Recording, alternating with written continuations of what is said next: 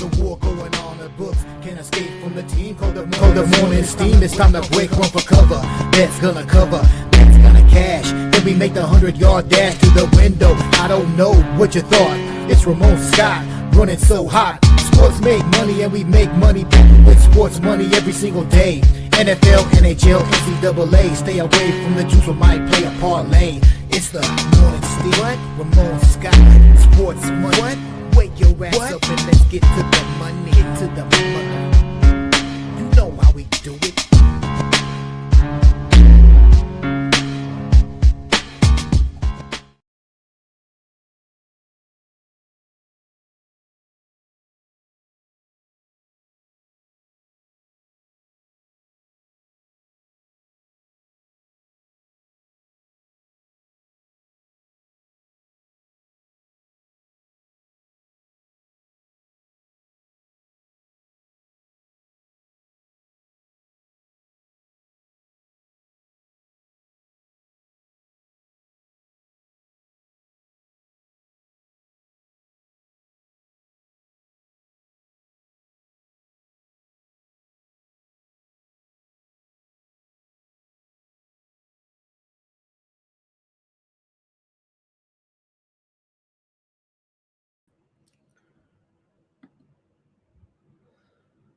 Yeah, and a pleasant good morning to you from the sports betting capital of the world, Las Vegas.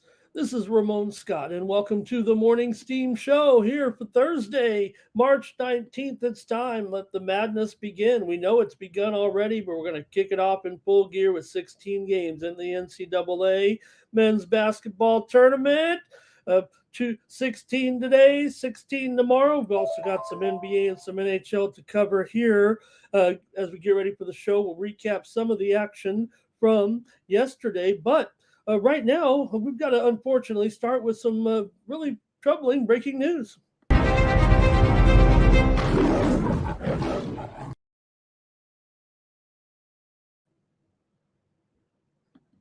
All right, a real bummer just in here within the last 10 minutes here, just as we get ready to go on the air.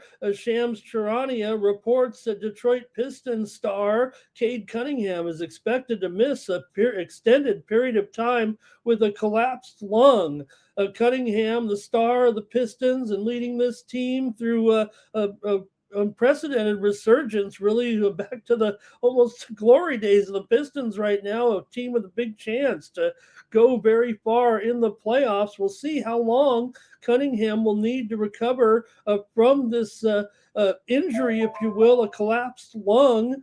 Usually a collapsed lung, it could be anything from mild with no surgeries type of device required. It could be just a 2 to 4 weeks. The lung, re-expands on its own, and you get rest, you get oxygen. They got great trainers, obviously, great facilities. Could be a moderate case. If you need a chest tube or something, it could be 4 to 6 weeks. If you need drainage in there, a gradual return to conditioning, don't forget what it takes. Or it could be a severe recurrent situation. Could take 6 to 10 weeks or longer, especially if there's a risk of recurrence. So that just within the last couple of minutes for Cade Cunningham. He'd been battling some ailments here, but most likely for a high usage player in sports, tough to say. We're just getting this, let's just say maybe 4 to 8 weeks here right now with the situation with Cade Cunningham here with the collapsed lung kind of interrupting Detroit's drive to the postseason. Obviously, they got a great record right now, and they'll be in fine position for the playoffs. Let's just have them get better and get back into the action here for Cunningham. So bummer news, but hey, we got lots of exciting stuff and lots of exciting news to come here on the show here today. So glad you're here with me, and we're going to preview every single game in the NCAA. All 16 games we'll go over, and we're going to cut it short on the NBA and NHL. Hopefully, I've picked some good games out for us here. We're going to leave a few of them off on a day like today where we're going to go over all 16 games. We won't take too long on them, but we want to at least mention every game, get your plays, get my plays, and see what we think on today's card at the NCAA tournament. We'll go in chronological order. We'll do all 16 games, so be ready as we get the show started here from Las Vegas. And we'll recap some of the action there yesterday. Man, I keep winning in the NCAA tournament, at least in the play-in rounds. Another sweep of the card for me here on the morning steam yesterday, as I had Prairie View A&M plus those points yesterday against Lehigh. Great job by the Panthers there to beat Lehigh. They were down early, worked real hard, came steadily back and got the win over Lehigh last night. Panthers win their 8th game in a row. Dante Horn, 11 for 22 shooting. That's his job. He's a shooter. Prairie View advances to play Florida on Friday, so they advance and get a great win there for Prairie View A&M in the NCAA opener there. 40 points in the second half come from behind win for the Panthers. Also, I had here on the show yesterday the over with SMU and Miami. We talked about Miami's big chances here, and don't forget to follow me on the Cover the Spread show here on YouTube. That's where I had Miami there, but on the show here, gave them out as the over in that game. And man, did it ever go over here. 89-79. Miami of Ohio with 89 points, 16 3-pointers. A monumental performance, record-setting here in the NCAA tournament. Is it just a one-off game for a team that went 31-1, or is there something to this Miami of Ohio team? I said I was down on them after they acted a brat against Ohio U, then got their comeuppance in a loss the next game. But after seeing the line here, I kind of said right out of the gate, oh man, SMU going to blow this team out. But upon further review with SMU as a pretty solid favorite, I said, I can't do it. I got to go with Miami of Ohio in that spot. They rewarded it there. Of course, part of the determining factor, SMU missing one of their top players coming into the game, and that kind of helped develop that as well. SMU ended up losing 6 of their last 7. Miami will play Tennessee on Friday. So the Redhawks, they'll shut people up like me, like Bruce Pearl there. We are down on Miami of Ohio. We covered them here as much as any team on the Morning Steam show. So I think I like them again. Pretty good performance there for Miami of Ohio. They look like the Miami Globetrotters out there a little bit at one point with their great assists and their pinpoint shooting. There wasn't perfect, 16 of 31, but that's pretty efficient. Miami gets the win and advances to play Tennessee. And if you're the Vols, you got to be shaking in your boots here. You don't want to lose to this team, but you're favored. You got to feel like the pressure's on you. Miami of Ohio free rolling here after the win. They torched the Mustangs 10 threes in the first half, and a great performance by Miami of Ohio. Tournament worthy. Miami Redhawks there with the win yesterday. Terrific performance. Okay, NIT here. We did have a few winners, at least on the Morning Steam show here with the other tournament, if you will. And there were some good games yesterday, actually, in the NIT, even if we didn't have too many picks on them. But over there on the Cover the Spread show, I did say Navy there in my parlay, and they were able to cover against Wake Forest. If you got the money, man, it fell right in between, didn't it? It opened 11, closed 9, finished 10. Wake Forest, though, gets the win. Jucaris, 26 points for the Deeks. It was also Kent losing to Illinois State. How about that one? Illinois State there, 21-point win. I did have the over in that one. It finished at 79-58. Stayed well under there, but Illinois State, impressive win for the Redbirds. Game of the night of the NIT, George Washington and Utah Valley. George Washington hit 11 threes in the victory there over Utah Valley, led by 16 early, hung on for the win. George Washington will play at the Pit next. There, and I had the under in that game, but they were lighting it up there, and it snuck over there in that one. Dayton and Bradley. Dayton by 14 over Bradley. They led by 17. Dayton's won 8 of 10. As the Flyers kind of coasted, if you will, to victory. Sam Houston, New Mexico. How about that one for a big time over there with New Mexico? 107-83. Tomislav Bujan, 22 points and 10 rebounds for UNM in that one. Lobos were dominant inside in the paint. They really rolled there in the paint. Couldn't be stopped, really.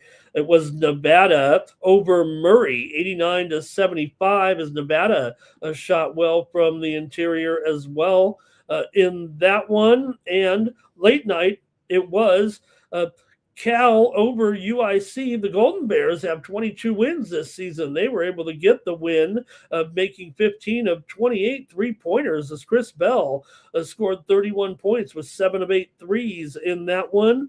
And also it was Colorado State losing to St. Joe's 69-64. Simpson had 13 points and 9 rebounds. St. Joe's goes on to play California in Berkeley on Sunday at the NIT. We'll catch up with those guys again after we get to some real business here in the NCAA tournament. All right, some NBA winners last night as well here on the morning steam, included the Boston Celtics over Golden State last night. We had the Celtics here on the show. Also brought home some winners. Premium pick winner, Minnesota Timberwolves over at winnable.com with me there with my premium winner over the Utah Jazz, as the Timberwolves were able to roll 147-111. Did see some big numbers last night. Clippers and Pelicans, we did have the under here on the show in that one, 124-109. Pelicans surprised the Clippers. They were a slight favorite, actually, but we had the under in that one for a winner. Morning steam winner also, Toronto Raptors over Chicago, 139-109. They blew them out by 30 in the Tankathon there. Also, we had the Hawks over the Mavericks there, easily covering the 8.5 by winning by 15 points. Late night, it was Lakers winning again over Houston, second game in a row by 8 points. They won their 7th in a row. Luka 38, LeBron 30. Lakers shot 61%, made 15 threes, but they'll be on the road tonight at Red Hot Miami. That's an NBA there. NHL action last night. We're able to bring home some morning steam winners here. Not too many, but man, trying to get it back on track. But we did have Dallas and Colorado game 2 go under there. The big game of the year so far between the two top teams in the league. Dallas won it 2-1 in a shootout. Also, Calgary won 2-1 in a shootout as well. And it was late night. Philly 3-2 over Anaheim. We had that as our VIP pick sent out there on winnable.com with the Flyers plus money there on the road in that one, as they were able to get it done there in overtime after the Ducks tied it up late. I think it was overtime, but it was 3-2. I know that 3-2 late there. Ducks were able to tie the game late, but the Flyers cooled them off with the win. Anaheim still has won 9 of 14. All right, they're also underway here at the Valspar and also over at Live Golf in South Africa. Over there in the Live Tour, Bryson DeChambeau and Charles Howell up there at 8 under leading the way. Sergio Garcia, Brendan Grace 7 under, Taylor Gooch 6 under with John Rahm, Abraham Answer 5 under there, and we're just underway here over the last hour, 2 or 3 in Florida with the Valspar Championship there. And we do have some leaders. Sung Jae leading by 2 strokes over Ricky Castillo there. Laboda as well, 2 under. McCarthy 2 under. Shockley 2 under. No Scotty this week, but just a little bit of a jumbled leaderboard here. We're really just getting underway the front nine here right now in Florida. You can get my picks for this week over at winnable.com/Ramon. There's still time to get involved with the picks here for the event here in Florida. When you go over to winnable.com/Ramon and subscribe for free over at winnable.com and get in touch with my VIP selections, that gets you turned on with me and get you some early plays. And then if you want to subscribe, you can use the promo code STEAM to save 20% off the premium pick packages. Get 1 month for just $16.10. When you use that promo code STEAM, I've got my plays up there for the Valspar right now, and I won't even bother ruining it for you and make you go over there, but you want to get the rest of the plays I've got. Here we go. These are my top guys this week on a fancy graphic here. Patrick Cantlay, my number one player this week. Nikolai Højgaard, Nick Taylor, Keegan Bradley, Davis Thompson, Pearson Coody, who is 1 under so far, and John Perry. These are my top guys. When I send out my guys every week, these are the guys that I'm playing in group play, in matchups. This week, top 5s, top 10s, top 20s. Usually what I do is I kind of focus on the top guys near the top top 3, top 5 categories there, and maybe to the middle. I might roll with some top 5s, top 10s, and at the bottom still go with and I just kind of taper it a little bit. Still know I got John Perry in there at 100-1, just not as much as I might have on Patrick Cantlay at 22-1. But I pretty much went down the board a little bit there. I think Cantlay might have been, I don't know, the 6th, 7th, 8th choice in the field that kind of made I guess, kind of the top guys this week there down the board, just trying to pick the value spots that I thought were the best plays this week over at the Valspar. So that should be a part of the featured coverage today. Also want to mention here that you can get started on this week's UFC coverage when you go to YouTube and here on the Sports Money Network channel and go to VB MMA Picks. It's underneath the live tab. And here this week we previewed this great card here for Saturday. We'll be here with our live companion stream coverage. But this week we're in London at the O2 Arena for UFC Fight Night featherweights. Top 3 contenders, Movsar Evloev and Lerone Murphy from Manchester, England, going up against the Russian. Man, Evloev, 19-0, 9-0 in the UFC. He's up against Murphy, 17-0-1, 9-0-1 in the UFC. Undefeated top 3 contenders in a stacked featherweight division this Saturday. And also, Michael Aswell fights as the undercard. You've seen Aswell as a guest on BB MMA Picks as our guest handicapper before. He's had some rough ones here, but he's up against Riley, an Englishman here. Kind of a setup fight to go get Aswell beat. Can Aswell stop him as a 2-1 underdog this week? Also, we didn't preview that one, but just want to mention he's on the card. Also, Michael Venom Page was previewed against Englishman Sam Patterson from Walford, and Patterson, who's won 4 straight, including 4 straight first-round finishes against the veteran Venom Page, who has just 27 career professional fights. He's been around, but just his 5th fight in the UFC. So check it out over at the underneath the live tab with BB MMA Picks here this week. We get our fight coverage here started on the Sports Money Network. All right, thanks for joining me here, everybody. We're gonna, like I said, we're previewing 16 games. Stick around. We might go right into the first game. I don't know. We're not just spend that long on them. I got just a little preview of each team and each game to go over when we discuss the previews here. Just be ready. And then at the end, we'll just touch on NBA. I did pick 4 or 5 games out of the card. And then NHL, same thing. Mostly just competitive teams playing each other. Or maybe, I kind of got rid of all the $2 games there in the NHL tonight. We'll just stick close to the closer to pick'ems or 150, at least within 150 or 160 here. There are about 3 or 4 games that $2 or more favorites. Going to kick those guys to the curb there a little bit. We'll preview those games as well here. So, all right, I think that's ready to go. I want to say hello to everyone first as we get ready to go here for our previews and great games today and tomorrow, of course, as well. We'll do kind of the same plan, although I think there's a little bit lighter on the pro card tomorrow.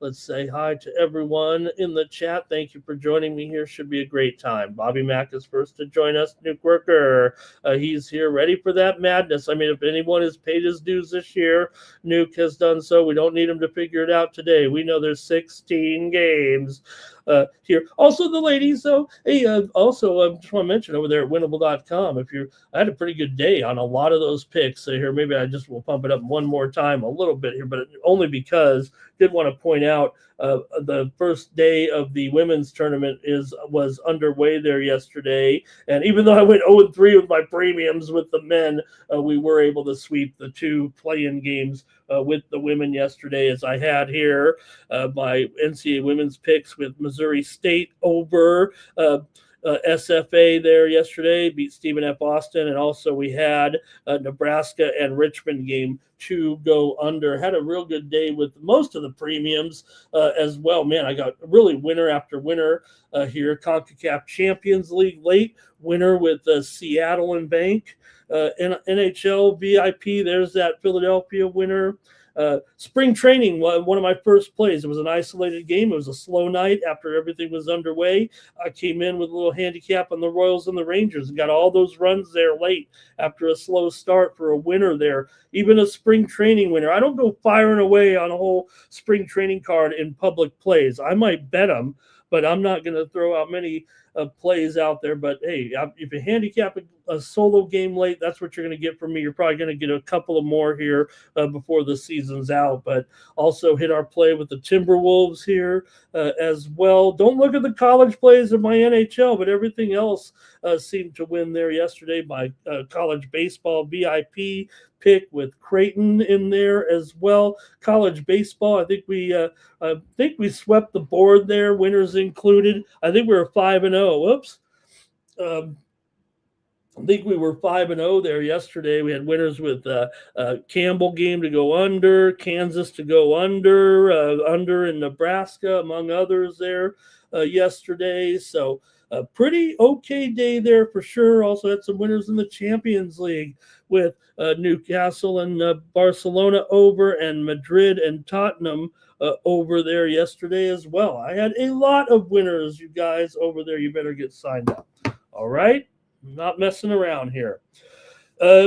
Andrew K is here, and Nick says going to be Arizona. Now, you guys, I do have I put up a ESPN bracket. There's only 4 people in it. I knew it without Mike's help. I don't know why we did it last year. I don't know if we're doing it. So you can go under yesterday's video and click on the link, or I'll put it on this one. We only got 4 people signed up. It's not really a great contest, but if you did want to share your picks with a group of people here, you could do that. My picks are in there. I'm not going to switch them. I'm not going to take the time to go in. Like I said, a short field in the NCAA tournament, you want to put in a lot of favorites, even if you think that High Point is going to go to the Sweet 16. It's not really the best strategy. I'm not going to criticize you for doing it. In fact, I'm going to go ahead and leave my standard bracket so you can beat me, because my standard bracket does have, for the ESPN contest, a few outside picks for sure. There, I showed it to you yesterday with some of the picks that I had running deep. Again, we're playing against millions of brackets there, so I want to get lucky and get like anybody else. Really have a great a good record in that. So you can go in there and do it and get in there, but it's not. I didn't really have enough time. We should have started it earlier. It was really a bummer we didn't do that.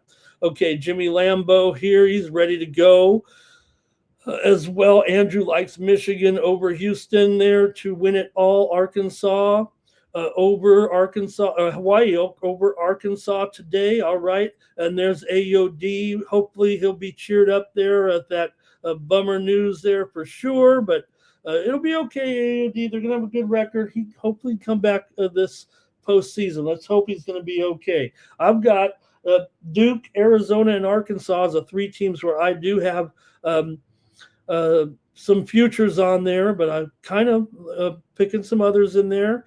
Let's see here. Anyone else there? Andrew, thank you. We had a pretty good day for sure. Nuke says, smash this video, like our channel. Gravy, thank you for the updates that you're sending me there. Very interesting. I love seeing that. Flea Mathis here, ready to go. Jordy as well. Terrell's got some picks there early. Here comes Noli. Might be getting an under here. It's kind of like when they send out the 5-minute warning. Get ready. We might get an under here. Celtics rolled. We had them there yesterday with Nasty Nate, and also Charles Howell III, Davis Love, Thurston Howell, Lovey there, and let's see, Barr. Good morning as well. And Greg said, take Brooklyn last night there against Oklahoma City in that game, getting all those. Wait a minute. Did they get the money? Vegas wanted you to take Brooklyn. Yeah, that's right, Greg. You're right. I did, and I got beat. There's JP Farley, Lakers own Houston. Okay. And Nola, yeah, we're not. Nola, I certainly am betting more. I'm betting spring training. I just not telling anybody about it, right? It's one of those things where, hey, you don't bet spring training. You know what? Maybe I do bet spring training. But I'm not going to send anything out with a full, spring training to me is mashing the numbers, looking at the, current bullpens and everything. You know how they run the pitchers out there and everything, and then breaking it down. But if you're going to send something out, you got to at least read a couple beat writer story preview of the game or what's going on with the team. So when you're betting it, you're firing it up at 15 minutes before game time and just crunching your numbers and running it there. That's a little different than sending out some plays.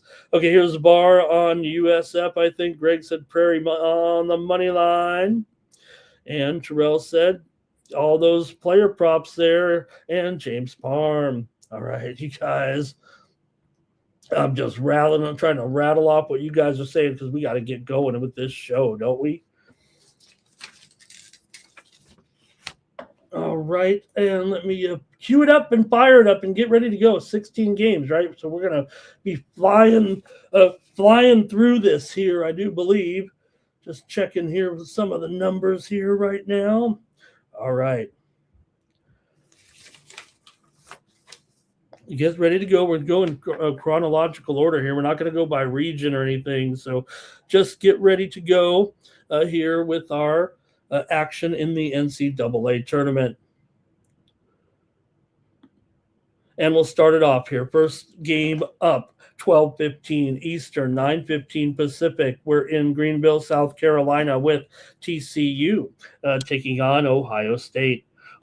We got Ohio State here in this one. 2.5 point favorite here for the Buckeyes and taking on the TCU Horned Frogs here. So good, close rated matchup here between TCU and Ohio State in this one. You've got Ohio State, the 8 seed, TCU, the 9 seed here in Greenville. Ohio State comes in with a record of 21-12, TCU 22-11. This is the first ever meeting between these two teams in the NCAA tournament. Ohio State has won the 4 previous meetings. The most recent one was in 1969. I was born in 1968. So Ohio State's Tazon Chapman missed the Big Ten quarterfinals with a groin injury, and his status remains uncertain here. Doesn't look great for Chapman. Ohio State lost, of course, to Michigan in the Big Ten quarterfinals to snap their 4-game losing streak. Meanwhile, TCU has won 9 of 11, but they went down to defeat as well to get ousted in the Big 12 tournament by Kansas. They lost by 5, getting 4.5. TCU's front court advantage, certainly notable. They average 36 rebounds per game. Ohio State just 33 rebounds per game. Ohio State, though, an excellent shooting team, converting nearly of their shots. I think the best player on the court is Ohio State's Mobley here. He might be one of my favorite players in the tournament. So, man, I feels like TCU is the popular team with the public. Let's see how you guys will rattle it off and see what you guys think in the game.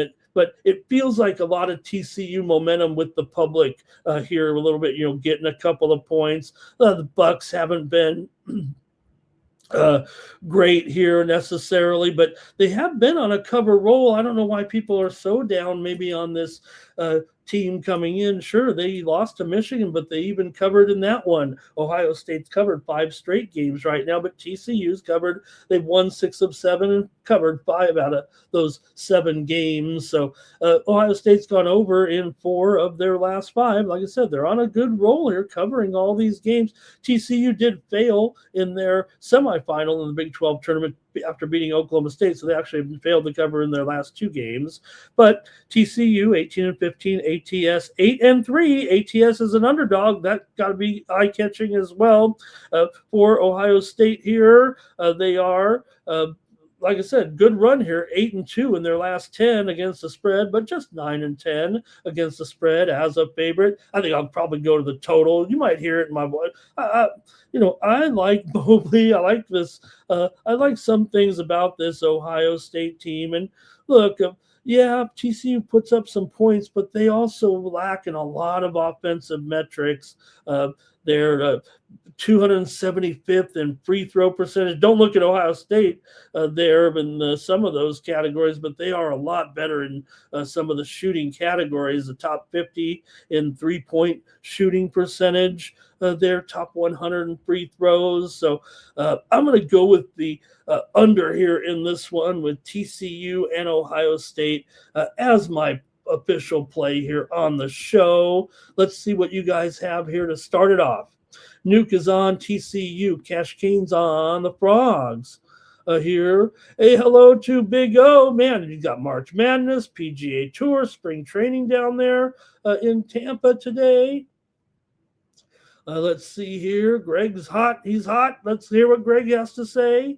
Big O is going to go with me, and I think take the under. Robert's on the Bucks. Barr's on the Bucks on the money line. And Bobby Mack says take the under, and Noli's going under. There you go. Oh, my gosh. Hey, I picked the under, and Noli then keep. Oh, right. I mean, you talk about giving you some confidence to start the card here. Man, Noli, all right. How about it?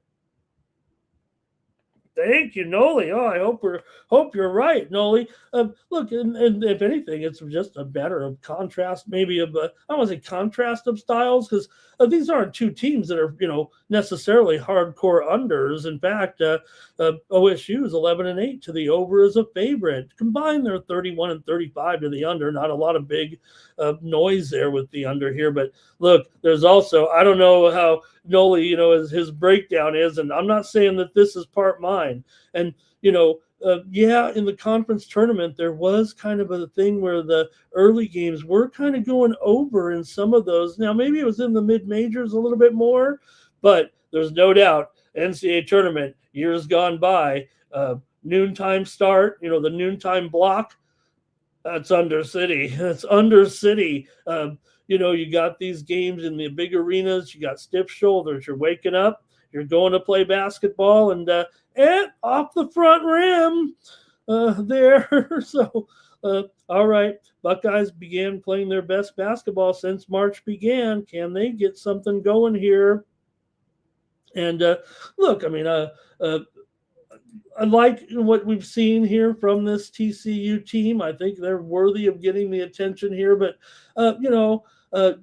Jamie Dixon, I'm not saying that he's seen better days. I mean, this is just another stop for him right now. But you got to like what Diebler's doing here with Ohio State right now. And they rolled through those 3 wins at the end of the season in conference play, beating Purdue, beating Indiana in those games. They lost to some good teams all year long, right? They lost to Michigan twice. They lost to Nebraska. They lost to Michigan State. They lost to Michigan 3 times. You think about in the tournament. I mean, hey, if you lose to Michigan 3 times, shouldn't you get fired? at the same football. But all right, we got to keep it moving here. Andrew says, look, this Buckeyes team is healthy. And like I said, I mean, I'm a big Mobley fan, but, they were top heavy, no doubt about it. But when you got Thornton, you got Royal here, you've got Tilly here, and hopefully Chapman will be in there. He's missed games already, and of course Bynum, of course, a talented freshman. They don't play too many deep, but they've got some guys.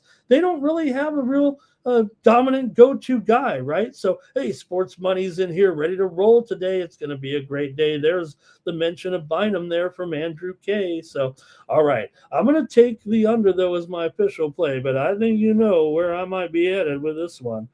All right, but don't sleep on them, Greg says. Don't sleep on those TCU Frogs.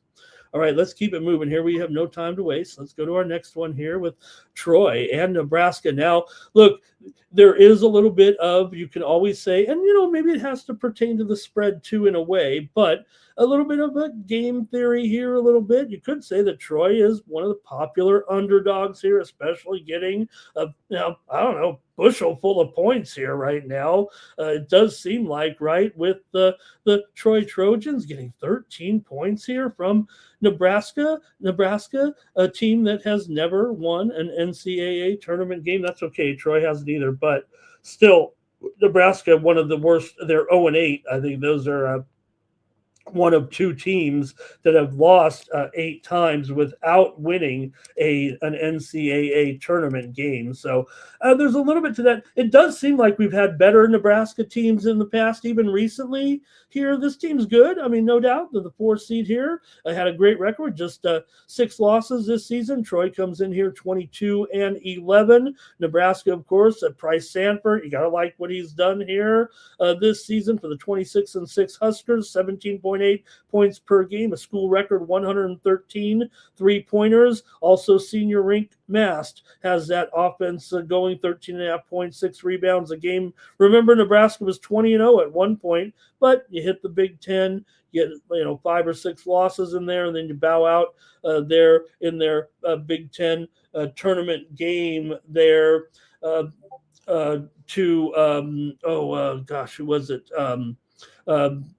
Purdue, 74-58. So Troy has junior Thomas Dowd, the MVP of the Sun Belt tournament, and Victor Valdez, a junior.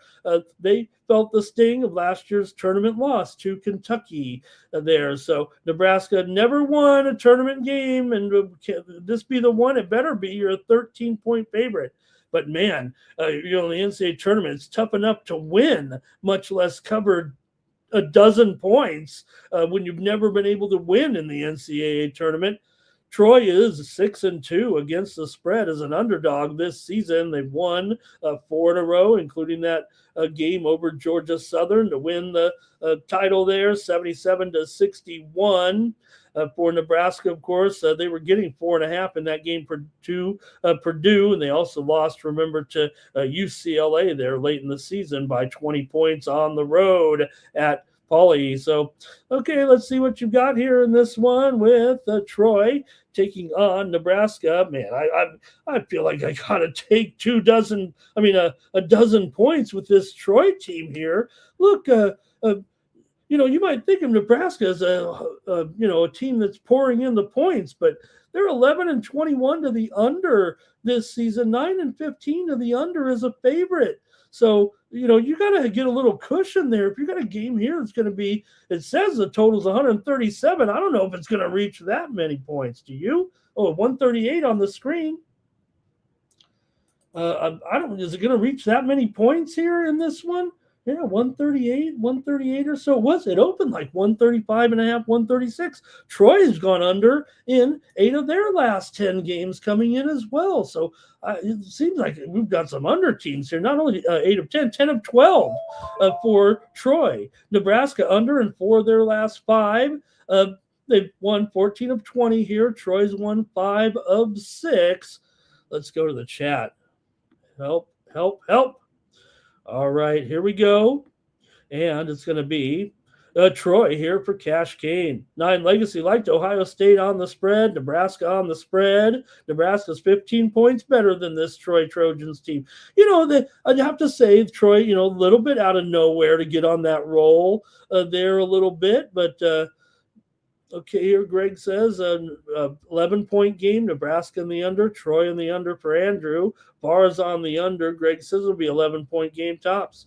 Robert's on the under, and Gravy said 1970 for me. 1970. I'm trying to. Oh, that's when he was born. That's why his Gravy bet 70. Oh man, Gravy's a gray beard like me. I knew that's why we got along, Gravy.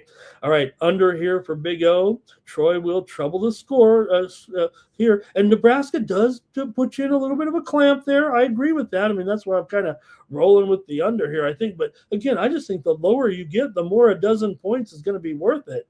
Again, you're going to be looking here. What are you going to be looking at in a game like this? 75 to 62? 75-62, is it going to be there? I don't know. Nebraska's going for 75 in this one, are they? LALV continues to roll with those Lakers plays. Here's Barley on Troy. And Greg said, look, SMU, they slept right through that there. Nebraska better not do it, right? Greg said SMU took them too lightly there. And they had the crowd too, though, didn't they? They really did have the crowd. First half under for LALV. We do's here. Timber Pup Power. Activate, he says. All right. Let's keep it moving here right now. I'll take the under. What did I say I'm on? Oh, I'm on Troy plus the points there in that one. But, yeah, you heard me talk about that total too. There a little bit. So, okay, we got to keep going here now. Again, this is game theory here a little bit, especially in the pools, right? Now, look, I'll make it clear. I'll just start it off here. I like South Florida just like probably everybody else. But if you're into game theory, you might want to take the favorite in this one. South Florida is probably just too popular a favorite, especially like in the pools a little bit. They're pretty popular 11-6. It's almost like you are supposed, because the percentages are still there. Remember what I showed you yesterday there on the ESPN? You could go in there and see the percentages of games won by 6s against 11s and so on. But you also have to take into consideration what the public is doing. And if the public, if you get a situation where you got a 50-50 split or something, it won't be. I mean, Louisville will still be picked, especially in thousands and thousands of brackets. But I like South Florida. But I think this is one where, you might be smart to take Louisville if you're playing, especially if you're playing against your buddy's pool a little bit. Might want to not take South Florida unless you think this run is for real, which I think I do. And I still think I want to take them here. Again, I'm just talking in general about this game. I think what everybody sees about South Florida here feels correct about their current run. They're being talked about really as kind of the hottest of the mid-major teams coming into this game that maybe could, make some noise with a beatable opponent here in the first round. Hey, Louisville's still Louisville here. Let's not, get on them too heavy here with, disappointment. I mean, they come in here a 4.5-point favorite, but South Florida went 17-3 in the American Conference. Look, you might look at the West Coast Conference. Totally underrated, 3 teams in the tournament. American Conference is pretty, I want to say, we're not putting them in just up there quite yet with the power conferences, but they up there in the top 10 of the conferences there. I actually think a bit underrated and finished with 3 losses. So also Louisville missing Mikael Brown Jr., their second leading scorer, 18 points per game. He'll miss the tournament opener and probably the second round if they go there with a back injury. So the Cardinals will rely on more on Conwell, averaging 18 points a game. For South Florida, Wes Ennis, he's scored at least 19 points in each of the last 5 games. He leads the Bulls in nearly 17 points per game. Isaiah Nelson, 15.5 points per game with a nation-leading rate in second chance points for this South Florida team. And that's what you want to have against a team that's favored. The send out was close to 6.5 or 7. It's all the way down here, I think, to 4.5 right now. And the total 165 here. A great YouTube. In what world there? USF here, 3 straight covers right now to go along with this winning streak here. Currently, they've covered 7 of their last 10. They won and covered against Wichita in the conference final, 70-55. Beat up on Charlotte by 22, covered 15.5. Beat Charlotte in the season finale as well by 23, covering 17.5. Did not cover against Memphis. That's their lone non-cover in this recent skid. They beat up on Tulane. Louisville, meanwhile, lost to Miami, 78-73, as a 1.5 point favorite to get knocked out of the ACC event. They also failed to cover against SMU, 6.5 point favorite. Were favored by 4. So it might be a little bit of a tumble here for Louisville. They've won 9 of their last 13, but just 2-6 ATS in their last 8. Now South Florida is 1-11 against Louisville against the spread in their last 12 games, but it was not in this era, or at least not in this group of players, or even the last 2 or 3. It's quite a while ago. Back when, remember, these teams are, I think, were they ever conference foes in there before? But whatever the case, it hasn't been any of these teams. So you could look at them program wise and say, hey, it's still Louisville 11-1 against the spread. If it was 11-1 and they were in the same conference, when I talk trends, that's what I usually mean. But I just want to mention that a little bit. South Florida with this long winning streak here coming in, a double-digit victory streak, 6-1 ATS in their last 7. Louisville under in 5 of their last 7. South Florida under in 9 of their last 11. And this thing's 163.5, and that has gone down from a 165. I don't see any way this one really gets to be a high score here. I'll take South Florida here in this one, like a lot of people, but like I said, you wouldn't be wrong to take Louisville. I think they're a contrarian favorite. You tell me if I'm right, and I think that total's way too high, you guys. Maybe I should make that my pick, but I could be just wrong. That came out so high like that. I mean, I understand it, especially you got South Florida. They are a top 5 team in scoring in the country. There's no doubt about it. But Louisville, you do have a top 50 defense as well. So USF is a great rebounding team. They are one of the top rebounding teams in the country. And, Louisville has a pretty strong offense. I mean, they're a top 10 interior shooting team, top 63-point shooting team. All right, here we go with some of the picks. Louisville here for 9 legacy. Greg says 84-79. He's got Louisville in the under. Barr is on South Florida. He likes them so much, he'll lay it, he'll take it. Louisville owns them, says Kripke. I'm willing to throw that out. Kane says, take the overtime. It's going to be a close game. Terrell, Louisville with that double digits. Roberts on the under. Fernando's on the under here. Might be double overtime. Cliff Floyd's even here. It's such a big day. Hello to Cliff. He's on Louisville, and here's Farley on Louisville. A lot of Louisville there. Thanks, LALB. You're responsible now. You got to give us the TV network for every game from here on out. This one's on TNT.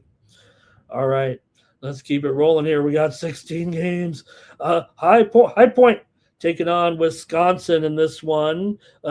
Look, High Point, great record, 30-4. Wisconsin, 24-10. They're the 5 seed, though. High Point, the 12 seed, of course, in this one. So we're out west here in Portland today, as Wisconsin here just a double-digit favorite still against this High Point team.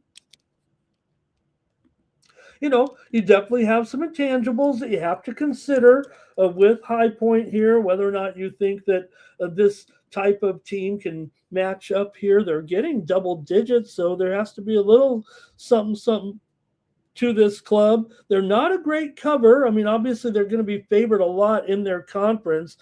They really were 15-16 against the spread. This is the first time they've been an underdog all season. Just goes to show you. For Whiskey here, 13-10 against the spread as a favorite, 20-14 against the spread overall. Even in their loss to Michigan, they covered. They've been covering here. You want to see that from your favored teams here, 5-1 straight up and against the spread in their last 6. High Point hasn't beaten a Big Ten. I don't know when they've beaten a Big Ten team last. I didn't have enough time to go down, but it's been a long time.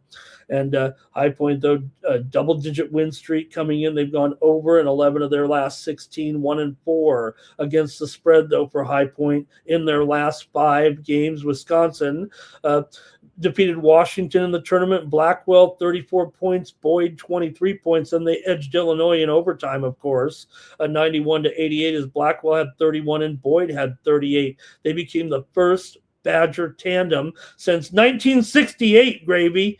That's when I was born, to reach 30 points. The first Badger tandem to have 30 points in a game, 2 guys in a game since 1968. So they rely heavily on that scoring. Noah Winter should be available there with those turned ankle. So Wisconsin should have the interior depth here in this one. It might be tempting to take that High Point, but I don't know if I can do it. I'll go with the over here as my official play, but the widely reported steam was on Wisconsin here. And look, High Point is a top 3 offense in the country scoring wise here, a top 10 interior shooting team. Wisconsin is very dreadful defensively. There's no doubt about it. You have a total contrast here. You could say that, Wisconsin played tough competition and everything, but, they are basically, bottom 250 defense technically here. They've got the offense as well. So I'm going over here in this one. This one, I think, I think this is the 170 type of game that we might get here. Maybe that helps High Point here. What do you think? Let's go to the chat in this one. Like I said, High Point over in 11 of 16 here. They were 20-11 to the over this season. Wisconsin 21-13 to the over, including 14-9 to the over as a favorite. So look, this High Point team has definitely got it done. But with Wisconsin, been there, done that, right? I mean, still got to respect this program. And in a matchup like this, don't look at the stats. You might want to take High Point, but I don't know if I can. I'm probably on Wisconsin here. But I think over for me, I feel a little bit better. Barr, though, says Wisconsin money line. He does like the under here. C. James says, happy March Madness. This one's on TNT. Greg here with Wisconsin by 9. Hello to Wine Time. Happy March Madness to you. Farley's on the over. LALB's on the over. High Point and under here for Greg. Me and Greg aren't clicking on this one, I don't think. And Bobby Mack is on the Badgers. All right. Let's get it moving here now. Next up, we're doubling back. We're back to the next start time, the next start frame, if you will, with Siena taking on Duke here in this one. Duke's got injuries. I mean, there's no doubt about it. What would Duke be if they didn't have it? In the spread, I typed it in. Look, I'm even trying to cheat right there. I mean, Duke's favored by 27.5. Maybe they should be favored by 17.5, right? Look, I mean, I'm not saying Duke ever takes it easy on their opponents. They've beaten some opponents up in the first round before. But you know what? They've also been kind of a team that, I'm not saying Duke's not out there trying to crush somebody. This is a 116 game, okay? No doubt about it. Siena's won and covered 5 of their last 6 games coming in. Siena's gone under in 6 straight games. I don't want to start with a total in this game, but maybe I should. They've gone under in 6 straight. Siena's 11-23 to the under this season. Duke is 12-22 to the under. That's 23-45 to the under. Nearly 2/3 of the games for these two teams have gone under. And Duke 10-18 to the under as a favorite here. Duke's gone under in 12 of their last 18. Duke's covered 6 of their last 9. Of course, Duke's on a roll. I mean, they're Duke. But you do have them here taking on a team like Siena. Again, I don't want to say when these play the northeast mid majors here, but Duke comes in here. Patrick Ngongba, he's very unlikely to play. Caleb Foster with a broken foot. If he plays, they said he could return for the Final Four. How's that for being confident? Right? Well, he'll be ready for the last two games of the season when we get there. We got Cam Boozer, of course, 22 points and 10 rebounds, 4 assists. The Blue Devils beat Virginia for their 10th straight win to win the ACC championship. Siena's got guys, man. I mean, if you watch them, they've got Gavin Doty, 18 points a game. Justice Showatz, 13 points a game. Francis Fulfok, 11 points per game. This is the first time Siena's been to the dance in 16 years. Nothing against Duke, man, but I don't know if I'm going to lay 28 points, and I've done it before with Duke. I don't know if I'd do it this time. I'm just going to take the under, man. 2/3 of these two teams' games. Now, look, I think the total may even reflect that. They may have said, hey, we're not going to put too big of a total up here. But, if Siena doesn't get the thing about Duke here is, and you talk about their unders, right? This one could be like 75-50.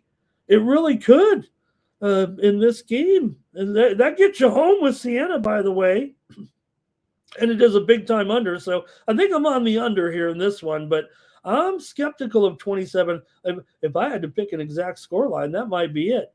75-50, 77-53. What's that? 130, right? I think it's right in there. I think Duke mid-70s, Siena low 50s here. Do you think really Siena could get off on Duke and get up to 65 points or something? The way this Duke team is, the way they're executing, right? The way they want to play you here, they're not interested in any. They're going to play some college basketball here. They've gone here. Let's see here. Siena's won they're 2-6 straight up in their last 8 ACC games. Let me go to the chat in this one. Got to go a little bit faster. I get so excited when we compared to those days when the games are the blahs and I, practically fallen asleep. This one's on CBS. Robert here is on the under. R. Tomps, good morning. Bar here, Siena plus those points. And Greg says 81-54. He still got it under there at 135. See that? Look, he's got an 81. I said, mid 70s. So look, even high 70s, if you split the difference, and if Siena gets to 55, it's still getting there. Siena plus the points here. Duke by maybe 26 or 27. There. Okay, let's move on. McNeese and Vanderbilt. McNeese, look, Will Wade went off to North Carolina State, but hey, look, it was still the Cowboys still. And in the end, still, even against Stephen F. Austin, right, it still was McNeese in the end as they capped it. This has been the great run. Are we seeing the end of McNeese here, or is this just going to continue from year? They've turned over some players here. It's not like, the bulk of the guys, I think last year was more, right, the bulk of them, but they still got plenty of them here. And, is this something where because of just who this team is and the way they've gone about their business and, the fact that I think I'm not saying they can compete well in an NIL age, but in their conference, I mean, you see what they've done over the last with this tri-championship there in the Southland, right? It's been a great run.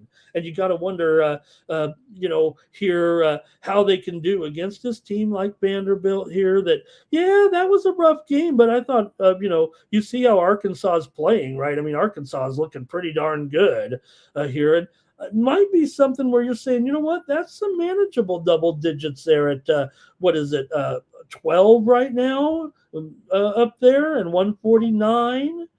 I'm not saying it is because I think I like McNeese, actually. I think I'm all about more of this program and what they're doing here. And watch out, Vanderbilt. Do not look past McNeese. I don't think they will. I mean, McNeese is not some Cinderella in here. I mean, we've come used to them because, I mean, they're so good that they're not even a very good team against the spread, right? They often do not cover. They were stumbling down the stretch spread-wise, despite the fact that they were beating up on those teams. They did cover against SFA in that great victory, but they failed against Rio Grande Valley. We had Rio Grande Valley, remember?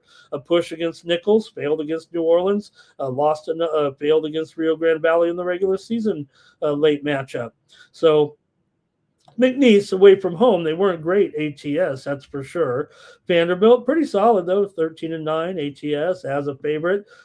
Did not look great, or I thought they played okay against Arkansas. I just thought they were up against a good Arkansas team. I have that team running deep. But remember, they beat up on Florida big time as a dog, beat Tennessee twice in a row, beat Ole Miss. So look, they're the better cover here, Vandy.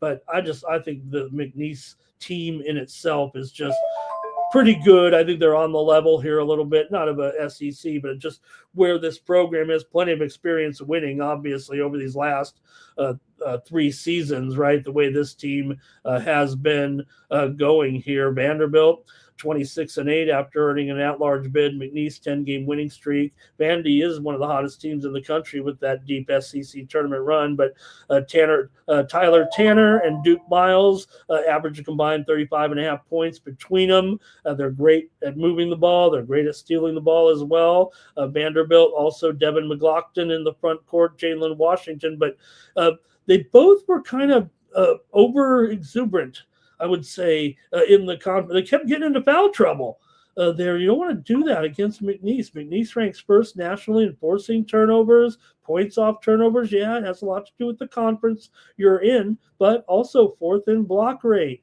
So they have a defensive interior challenge for Vanderbilt, who has more elite offensive guards. So I think it's fine for McNeese here. Against Vandy, some of the things that the Vandy struggles with is, scoring defense. The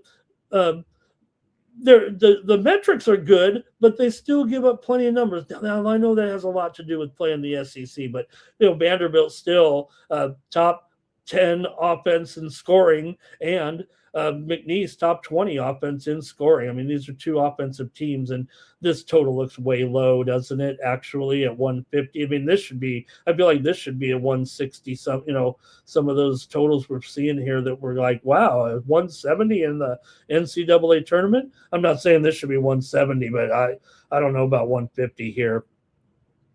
These 2 teams are not over teams, but I just don't know if they've mispriced this a little bit or if I'm not seeing it correctly there. But I see 2 offenses that are easily, top 20 in scoring here in this one. Vandy, a top 15, interior scoring team, a top 5 free throw team as well. McNeese, top 25 free throw team. So maybe I'm on the wrong play here. I'm going to go with McNeese, but it does feel like it could be some scoring here. Let's see what you guys have, and if you agree with me, or what do you have? Let's go. Going to be here. Terrell says Gloria Vanderbilt here by 20. Do you know Gloria Vanderbilt is Anderson Cooper's mother? McNeese and Vanderbilt will be on True TV, or was. I think she's passed away, right? Greg here says 79-68 Vandy. Robert McCormick is on McNeese. Vandy. Farley here for Vandy. Vandy is the play. A lot of Vandy here. I think, when you see the number here, it looks manageable, right? You get an SEC team against, a lower, although the Southland did finish 18th out of 31 conferences in the KenPom, right below the Mid-American Conference. So not comparing it, but we've seen what Miami of Ohio did. They were the class team of the MAC, and McNeese, I think they're the class team here. Although Stephen F. Austin was pretty good there. Vanderbilt under here. Greg says Vanderbilt going to take it easy. McNeese covers. Robot Glock is here. Take the first half under, he says. We'll keep it moving here, you guys, on Tournament Thursday with Hawaii taking on my Arkansas Razorbacks. I'm in love with Arkansas. I think Darius Akup with his emergence here. It's been a gradual in the making. He's had an incredible season, but really only come to the forefront over the last month or so, and he's really shown why. Really, there are guys that are going to win you got other guys that are in line for the player of the year, including Boozer, including the big fella from Michigan. You've got other guy, but a Cook, he might be the guy who ends up being the NBA scorer. I mean, his vision is really good too with the ball. Really sees everything very, very well. And look, I'm not down. I think I'm down on all the West teams. Not necessarily those West Coast Conference teams. I kind of have an affinity for them right now. But all right, let's hear from you in this one though, with Arkansas taking on the Rainbows. Here. Both programs won their conference tournament championship. Obviously, Arkansas defeated Vanderbilt on Sunday to win that game. Took over there late in the second half. Hawaii beat UC Irvine on Saturday. They're 24-8. They went 16-6 in the Big West. I mean, look, Big West, good conference. Finished certainly 11th in the conference ratings over at KenPom. For the Razorbacks, not only Darius Suckup Jr., but Malik Thomas as well can fill it up there. Hawaii's top 4 scorers this season were all seniors, man. These guys are a veteran team here for sure. This will be the third time that these two teams have met in the NCAA tournament, but not in the NCAA tournament at all. They played back in 1977. So, all right, let's see what you guys have, though, in this one. Hawaii and Arkansas here. And I might have skipped North Dakota there, just a typo there. I think I'll go back to it. I might have had the time wrong there. But for Hawaii here, they've covered 4 of their last 6, winning 6 of their last 7. Arkansas has won 5 straight. They've covered 8 of their last 12. Arkansas has gone over in 7 of their last 9. Hawaii's gone over in 5 of their last 7. I do expect a lot of points in this one, especially from Arkansas. I like Arkansas to cover this one. I think they can win by 20. And I think they'll probably put up a lot of points here. I know it's 160, but I think Arkansas is in for a big offensive game here against Hawaii in this one. Let's see what you have in the chat. All right. Here is VAR on Hawaii. LALB says this one's on TBS. Robert is on Hawaii here. And Robot Glock says that's it. He says Hawaii is going to upset Arkansas here tonight. Mahalo, says Andrew. And AOD says the Cup can get 40. Will that result in a loss? Will that be too much for one guy?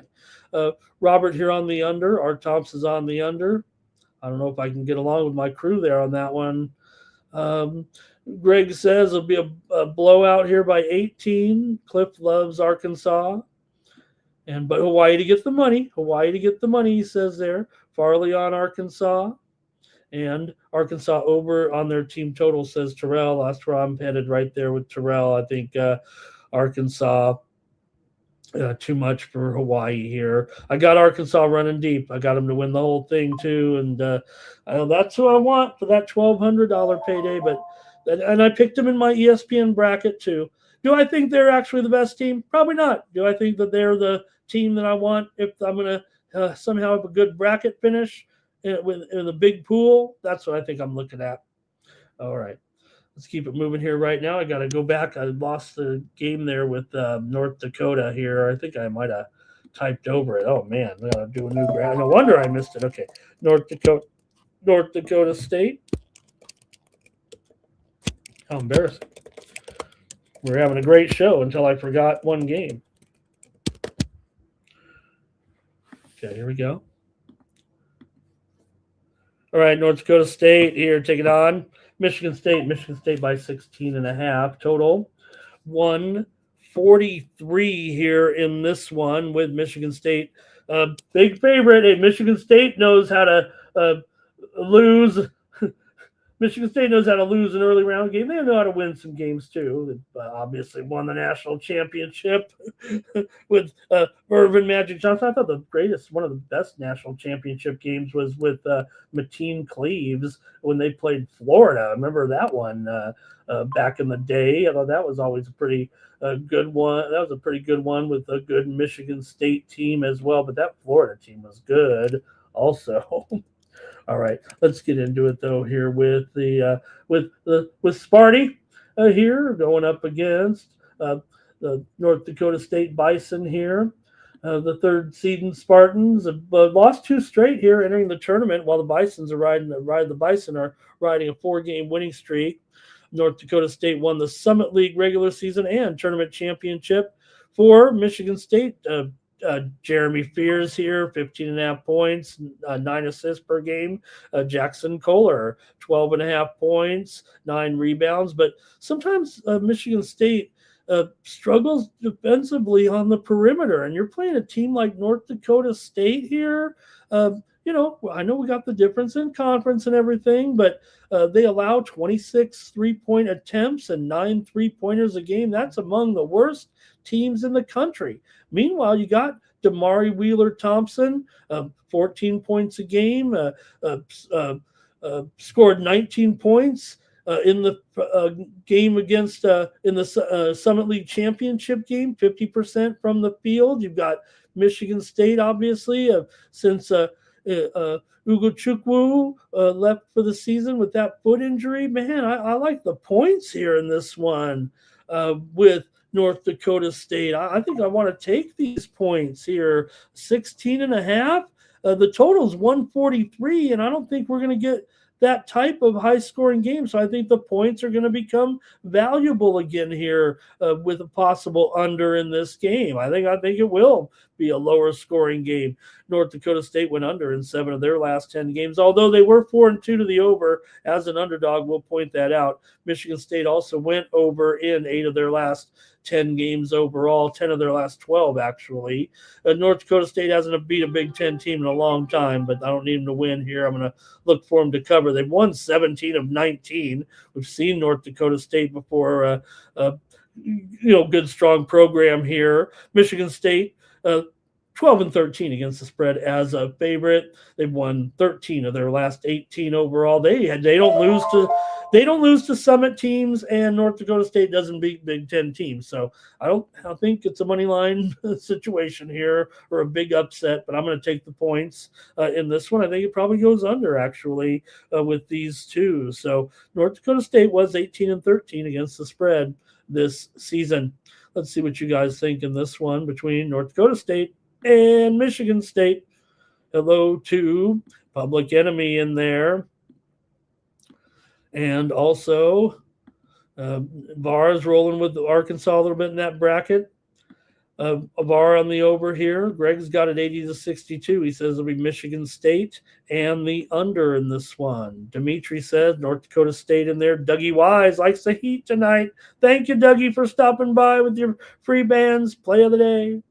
And Robot Glock says back in the COVID year, that was too bad. I remember where I was when they started clearing the court. We were watching the Big East tournament. I was dealing some poker, and we were ready to break up the poker room too. Everyone just shut it down. Remember, North Dakota State there plus 16.5. Michigan State by 20. Easy win for Sweet 16 Izzo. LALB. This one's on TNT. LALB like in North Dakota State. Robert's on North Dakota State. Greg says don't do it. And let's see, Michigan State out there. Don't underestimate Izzo. R. Thompson's on North Dakota State here. Sparty should be able to push it over the second half or get a rare, decent free throw shooting team for Izzo might be the difference they need. Michigan State to show up and show out, says Nine Legacy. All right, and let's go next here. Now, here's another popular underdog, I think. Again, maybe if you want to, I think, Carolina might be a contrarian favorite here right now. BCU's gotten so much attention. I'm guilty of it. I like what I'm seeing BCU right now. I think we're ready for an upset. Really love Bill Martelli Jr. I think this guy knows exactly what to do in the great tradition of BCU teams. And here you are, BCU in Greenville, South Carolina. This is no joke. BCU always loves playing ACC teams. Always it seems like if they get into this region and play a Tobacco Road type of team or something like that, one of these Atlantic Coast teams up right in the true ACC area. It seems like it's always a good situation, feels like, for BCU. And the way this team is going right now, why not?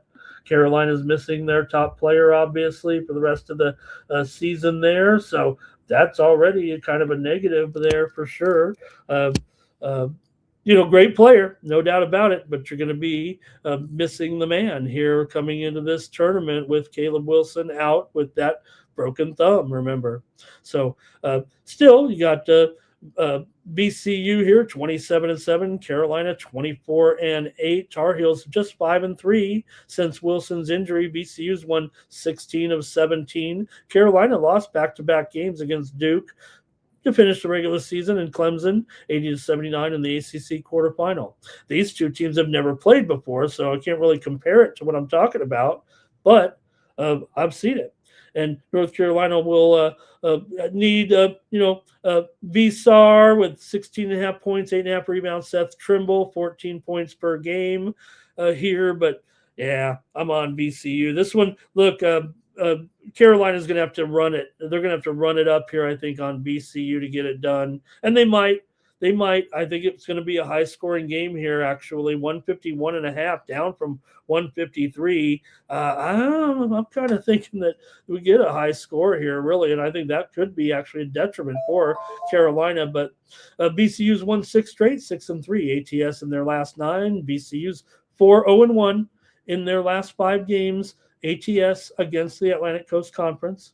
North Carolina, though, has never lost to an A10 team. They're 5-1 against the spread in their last 6. They've gone under in 5 of their last 7. ECU's gone under in 5 straight. So I'm kind of going against the trend train there that I usually don't. But Carolina is 12-7 to the over as a favorite here. These two teams, though, for the most part, kind of trend under, especially BCU. 1-4 to the under as a dog. But BCU, they were just 2-3 against the spread as a dog this year. Carolina still went 19-13 ATS overall. So I'm going to be on BCU here to win the game, probably on the money line. Maybe I'll take a little +2, but I think it's going to be a high-scoring game, actually, here. And I'll probably be on the over as well. So probably BCU and the over for me, gang. Let's see what the chat says. All right. Tar Heels here for Robert. Hello to Steve Eleftherian. BCU for Farley. Robert likes the over here. Can't see North Carolina losing that first game, but Greg's got it close. And I don't know, Robot. I'd still probably take Shock over at least, 2/3 of them. Look, still, here's over for our tops. BCU for Steve and bars on North Carolina. Remember, he took some, remember, he basically took teams that, maybe the Texas situation wasn't great, but here's the BC. This one's on TNT. This should be a good one, says Robot. And Terrell says, this is great point again, as always, by Terrell. In the NCAA tournament, you got to kind of look at and there's no doubt. And I'm on BCU. I'm not going to get off of them here because, once you start going on some of these shows and saying who you're on early, you got to kind of stick with them too. But I was on BCU early. I'm sticking with BCU for sure. Don't mind them at all. No doubt. Look good there against Dayton. Look good against St. Joe's. They failed to cover some numbers against George Mason and Duquesne, but Carolina, good job by them. They, I said they lost to Duke and Clemson. They did cover those games. So, all right, I'm taking BCU, and I like the over there. Okay, next up, Howard in Michigan. No, not Jawan Howard. The Howard Bison. taking on the Michigan Wolverines. This is a 116 here for Howard. So look, they look good. We had them. We liked them in that game. They look good. Hats off to them. They're still getting 31 points here, and Michigan again. 151.5. Okay, I get it. So, the score is going to be 90-60 here, I guess, is what they're saying. I wouldn't be so disrespectful to Howard there. I don't know if we've seen enough right now from Michigan as far as blowout potential, a team that really wasn't great, 13-18 as a favorite. Howard 6-2 against the spread as an underdog. You look at the original games there this season, to me, with Howard.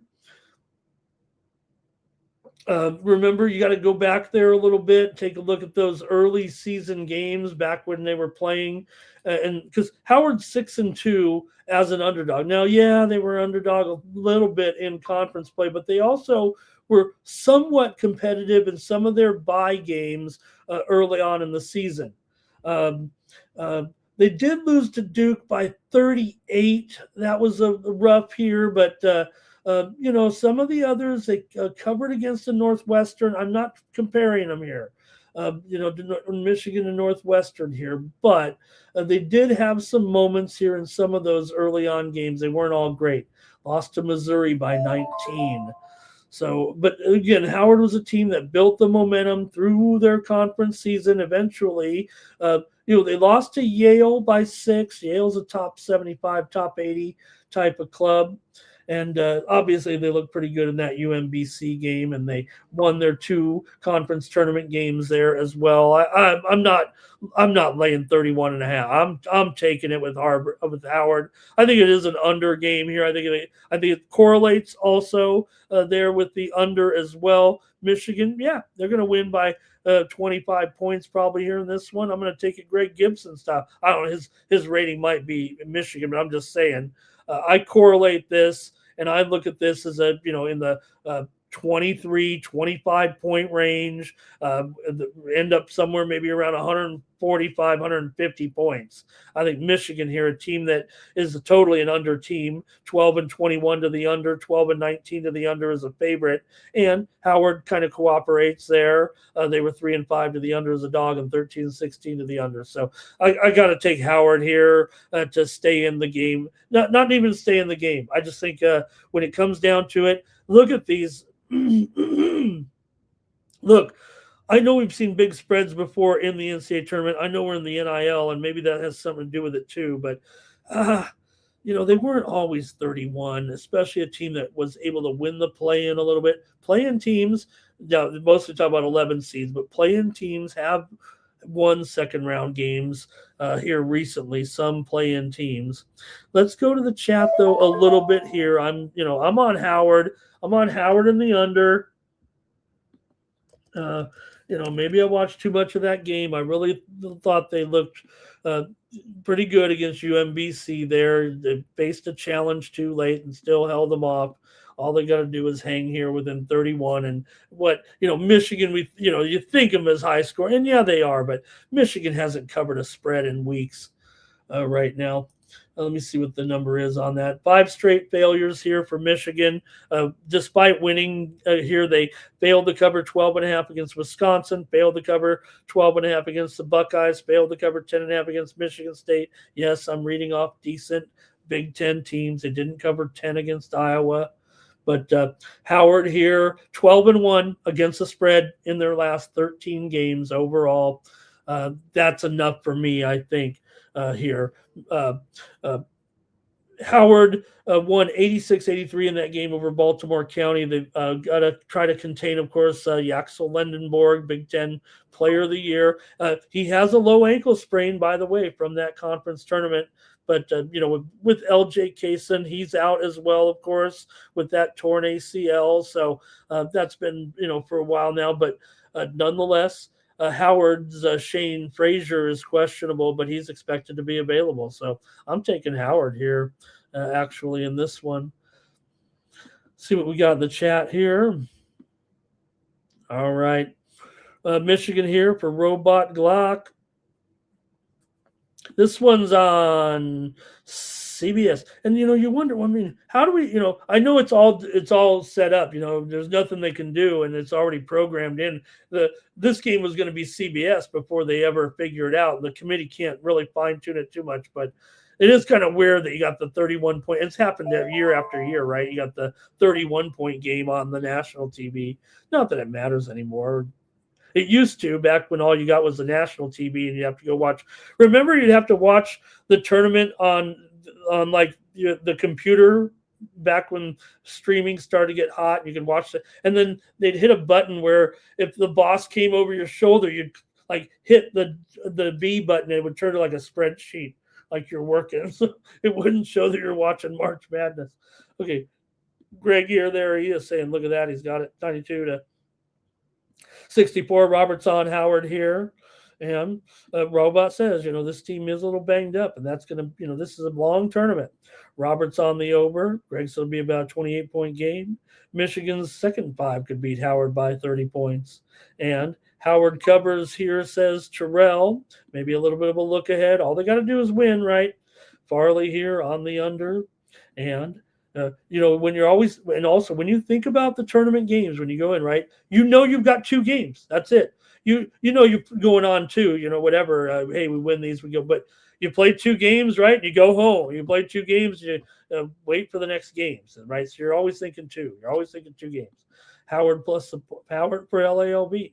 Michigan's going to score 80 here in this one.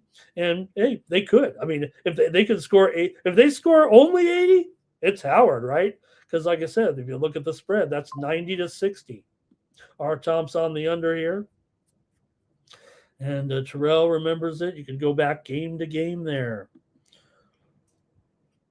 All I need is a quad box, Keep it going here in the NCAA tournament with Texas. Like we said, teams that have already won a game in the NCAA tournament. Here's Texas, 11th seeded Texas here. They're going because BYU, they're a team that maybe I had trouble figuring them out. It seems like I wasn't zigging when I was supposed to zag with them a little bit. But, hey, Texas comes in here 8-5 against the spread as an underdog. BYU 10-12 against the spread as a favorite. They're a slight favorite here against the Texas team that, like I said, already won a game here in the NCAA tournament.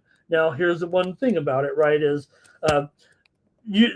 Texas is kind of getting some momentum, I think, from bettors and talking heads a little bit.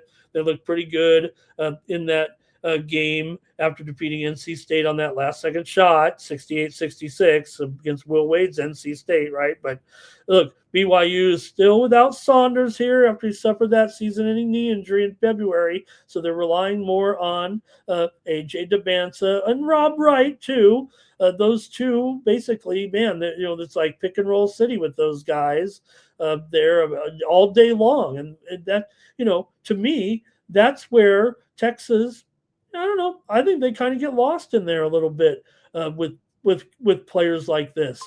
Remember, Texas played the play-in for a reason, right? They were the number 66 team, whatever it is, right? They didn't really make the field or the main field, so they had to play that extra game. I mean, BYU, they're solidly in here as a 6 seed. So DeBanza, AP, first team, All-American, nation's leading scorer. But Texas, Dalen Swain, great player, nearly 18 points a game. Tremont Mark had that game winner there. They combined for 30 points in that first round win, that first 4 win. So, look, Texas ranks 132nd in three-point shooting percentage allowed and is one of the worst defenses in the country at covering the three-point play. I'm going to go with BYU here in this one, in this game. And I have it under. I mean, that's a big number, I think, for me. I probably like it under here. These teams go over. Texas 20-12 to the over, 8-5 to the over as a dog. So can't really give you the trends, although Texas has gone under in 4 of their last 6 games. BYU is 0-7 in their last 7 games against SEC opponents against the spread. But they've covered 4 out of their last 5 here. And like I said, Texas comes in here as the And again, this is almost the former Big 12 or whatever conference it used to be. Now with the SEC going, with Texas and the SEC. But I don't know. Here and we're in Portland. I don't mind this situation for BYU. Obviously Texas just had to play in Dayton, take the trip up here to Portland. I like BYU, man. Texas is going to have trouble, I think, here in this matchup. I don't know if I have BYU running that good, but I think DeBansa, he's the man, and I'm going to take BYU to win and cover here. Probably in an under, feels like an under for sure for me. Like I said, can't really give it to you that, with the figures, although these two teams did meet back in January of 24. It was 84-72. Remember, BYU got the win at home in that one. All right, let's go to the chat here, but that's how I'm playing it. Oh boy, we got some Steam here. What is it? Oh, something we're not even interested in. This. Okay, here we go. All right. Let me go to the chat in this one and see what you got here with Texas and BYU. BYU for Bar. And this one's on TBS. Thanks, LALV. Doing a great job on that.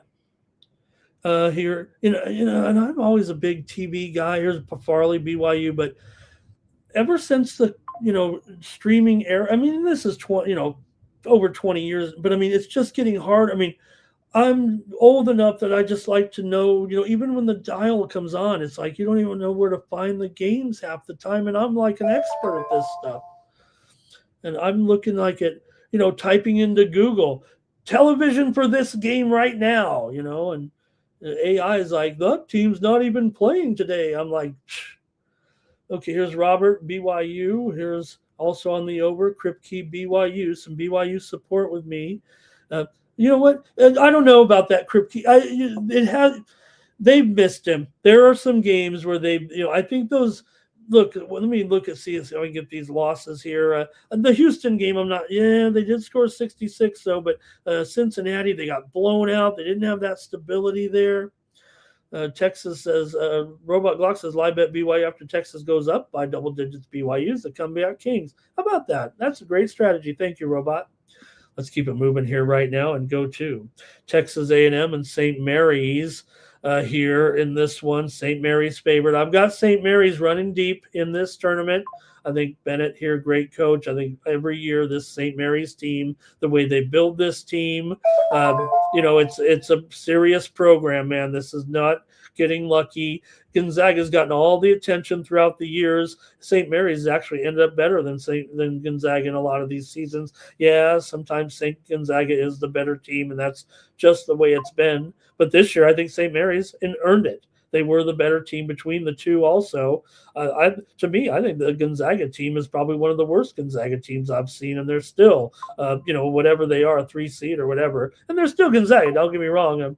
Maybe I'm just a jerk to Gonzaga, but I think the St. Mary's team can do it. I'm not saying I am saying they're going to do it. I'm rolling with them here a little bit deep, actually, but it's not, I don't think it would surprise many if St. Mary's was able to get something going in the tournament. I mean, like I said, with Randy, look, they crushed Gonzaga in that regular season finale. It was a no contest there in that game, and they're the favored team here. Make no mistake, right? You got a 7-10 game here, so maybe that is the reason to take the Aggies actually, but. You got two different teams totally. You've got a Gales team that's a top 10 defense, bottom 60 in tempo. Right? Boring, but that's how we like it sometimes. The Aggies are a top 10 team on offense, top 30 in tempo, and top 20 in depth too. But Texas A&M fell to Oklahoma, remember, 83-63 in the tournament in the second round. So St. Mary's, of course, lost to Santa Clara in an upset. Again, Santa Clara's here. They're good too. They went 27-5. Now A&M is without McKenzie. McBacco, of course, has suffered a foot fracture, and he's been out now, and he's out of this game, of course, been out for a little bit. And St. Mary's was on a bit of a roll before they gave up that loss there. But they still went 8-2 in their last 10 games, won 8 of 9. Meanwhile, Texas A&M just 3-7 against the spread in their last 10 games. Also, Texas A&M just 1-5 in their last 6 attempts against the West Coast Conference against the spread. So I have to go with St. Mary's here in this one. I'm going with the Gales to win this game, and I'm going to I'm going to lay it here. But I think for me, I kind of want to make the under my official play. Let me see what you guys have, because I have a feeling there's going to be plenty of Texas A&M support. I don't know if everybody's going to be rolling on St. Mary's. They might be too popular too. St. Mary's here, 19-12 overall. ATS 17-10 against the spread as a favorite, but A&M 6-3 against the spread as an underdog. 18-14 against the spread overall. So let's see what the chat has here. I'll click over. And here we go in this one. It's going to be St. Mary's for Robert, Texas A&M for VAR. And this one's on True TV. Art Toms does like A&M. We're in Oklahoma City here, in the Oklahoma City Regional here. That's got to be a little bit of Texas A&M, right? And Farley likes St. Mary's on the money line. Got to keep it rolling here. Come on. This is an NCAA tournament. We got Pennsylvania taking on Illinois, or maybe it's a lawsuit. Pennsylvania versus v Illinois. Even I know I can just leave that, but all right. Pennsylvania, man, they look great in that game. They look great. I mean, in that conference tournament game there, Pennsylvania looked pretty strong there. Look, I know what we're dealing with here with this type of matchup, so I don't have a problem here if you want to roll here against Penn, but I think I'm taking Penn. This Illinois team can't do much right now. Yeah, they're playing their conference, and that's real tough, and this is going to be a lot easier, I'm sure, but come on, I'm taking an Ivy League team against a team that is a kind of a choker, if you will, getting 25.5 points. I want the Ivy League here every time in this one. Probably go under, though, as my favored play in the game. I might be talking a little bit of smack here, but look, Illinois is a 3rd seed coming in, 24-8 record. Penn won that Ivy League championship game, and TJ Power of Penn, a little bit disturbing. He did miss practice on Wednesday, but is expected to play. He had an incredible game, 44 points against Yale there. He was incredible in that game. Illinois, they average 84 points per game. They allow 70 points per game. And Penn, they're not a tall team. I think 6'9" is kind of their tallest player. So that's kind of an issue against an Illinois, one of the tallest teams in the country, actually. But Illinois lost another overtime game to Wisconsin in the quarterfinals. In all those losses they had, they lose 4 of their last 9 with 5 of their last 10 with 4 overtime losses or something like that. So they're looking to regain the rhythm here. They just need to win. You're going up against an Ivy League team, man. First appearance, though, for Penn in 8 years here. So not exactly experienced here, but hey, I never mind the Ivies, right? Penn's covered 8 straight games coming into this one. Illinois has never lost to the Ivy League, I don't think, and Penn's never beaten a Big Ten team, but Illinois just 1-4 against the spread in their last 5. I think I like this one to go under. Penn's gone under in 13 of their last 14 games. You're dealing with a 150 number here, and like I said, Illinois can definitely score here, but I think Penn knows what to do and knows how to do it if they're going to have a chance down there. The only problem with them here, I think, and I'm taking them plus 25, is if they as soon as they lose contact, that could be it. But as long as they're within contact, then that's going to keep the game slow, and they'll stay within the number. But if they get to a point where it starts to reach 20 and there's a lot of time left, that's probably going to, spell doom for both my side in total. But I think I've got Penn to hang in here at least within the 20, and I like it under here in this one.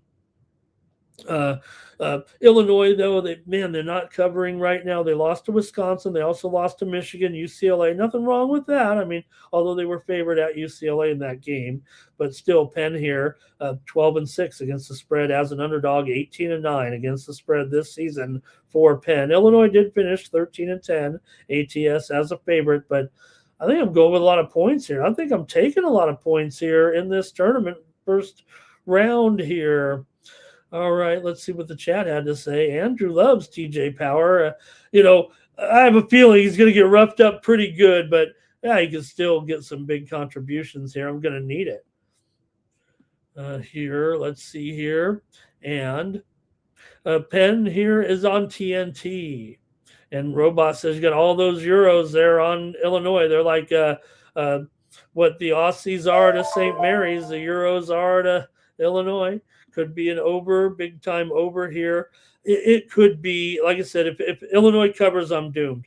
If I get my cover with Penn, it's going to be an under, so I'm taking Penn in the under. But if Illinois wins it, I don't think it's staying under. R. Thompson's on the over. Var's on Penn. Farley's on Penn. All right. Steam play. Oh, it's in this game. The steam is in. It's in this game we're talking about right now. Let me put the graphic back up there. The over is getting steamed right now. Let's take a look. It was 151. Let me go to the odds screen here. 153 right now. Steam to the over right this second. I'm not making this up for drama here. We've got 65 of you in the chat. You can just check your own apps here. Remember, this thing opened as low as 149 at Bet Online, 148.5 at DK, but we're up to 153 right now. Hey, that's going to make a little cushion for me, but you guys who like the over, you guys are moving markets out there. Pennsylvania and Illinois just took steam to the over right now here on the Morning Steam Show. Final. Hey, we might have some new viewers here watching this one today, and that's what we do here on the show. We got the line service hooked up here, even though they didn't invite me to the, I pay good money. I pay good money. Don Best, I know you're watching in the office there. Pay good money. You don't even invite me to the new platform. All right. See how you are. All right. That's it for that one. Oh, let me see one more comment here. Who's the whale that bet the over? Thanks a lot, Don Best. I'll just stick here with the old one, with the steam play. I wonder what the new one. Maybe it hasn't. Maybe you can change the voice. Okay, St. Louis and Georgia here now. Here's another one. Little game theory. Is St. Louis becoming too popular right now with the betting public? With you guys, what do you think here in this one? I'm also seeing we might get a steam play here in a moment with Carolina and VCU under. I'm seeing the screen light up.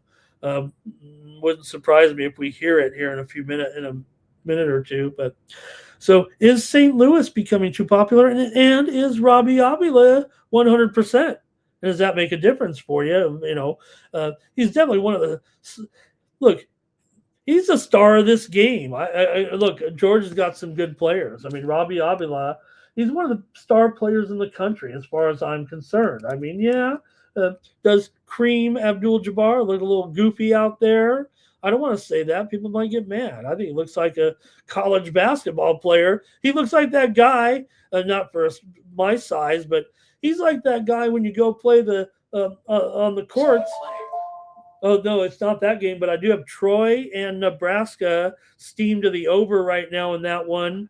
We already talked about it, and I said I was liking Troy in the under, but the steam's coming in right now in the over with Troy and Nebraska. It was 138, but right now it's up to 139.5, maybe even 140. Steam to the over right now, Troy and Nebraska. By the way, the board is starting to light up as we're just 1 hour away from the first tip-off. So it's turning red over here for sure right now. I'm seeing lots of movement on these boards here. In fact, here's that Troy, Nebraska move to the 139, lighting up red right there. You see it. All right, so let's go here with. So is St. Louis? You tell me. Is St. Louis becoming too popular, or are they just not good enough? I like St. Louis, by the way. I mean, like I said, I'm a Avila fan. This guy's played hurt a little bit before as well. I think the moment is his here. This is an 8-9 game, so you're looking at basically a toss up. Georgia actually a 2.5-point favorite here, but I'd be willing to take a little money line here. I think this one, look, it's 169.5. It probably should be higher in this one. And this is from, someone here who hey, I get burned sometimes on these high ones, and I'm like, oh, come on, please. But I think this one here is a game that could reach. Maybe the winner could get 100, Terrell. Georgia here, of course, they did have the loss coming in. So, look, this St. Louis team, I mean, they have an interesting ball club here, no doubt about it. They come in here, the 9 seed. Georgia, 22 regular season victories. That's the most they've ever had in school history. They won 5 of their last 6. St. Louis is their first appearance actually since 2019. Remember, Avila wasn't with this program before. So, he was last year, but 28 wins, school record, 28 wins for St. Louis. Jeremiah Wilkinson will be coming off the bench for Georgia after an injured earlier, altered their lineup strategy there a little bit. So he's averaging 17 points a game, but he's going to come in off the bench apparently. The winner is going to take on likely Michigan after this. Let's see what you have in the chat. We're almost done with our and I tell you what, I'm going to lose enthusiasm quick when we get to the NBA and NHL. St. Louis is just 1-5 against the spread in their last 6 games, but they were laying some points to some conference opponents for sure. They lost to Dayton there in that tournament game, beat George Washington, lost to George Mason, failed to cover 21 against Loyola of Illinois. So they're not maybe playing their best, but this is only the second time all season they've been an underdog. Georgia's 5-2 straight up and against the spread in their last 7 coming in. Georgia's gone over in 6 of 8, but St. Louis is an under team. In fact, 4-7 to the under away from home, under in 5 of their last 7 overall. Let's go to the chat here. Not much from this game, huh? Let's see. We've got R. Thompson's on the over here. This one's on CBS. Murder,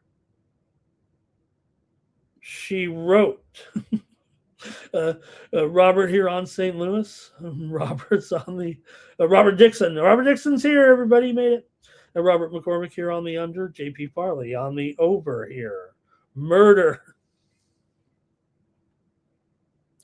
Anybody? Oh, we got some steam here.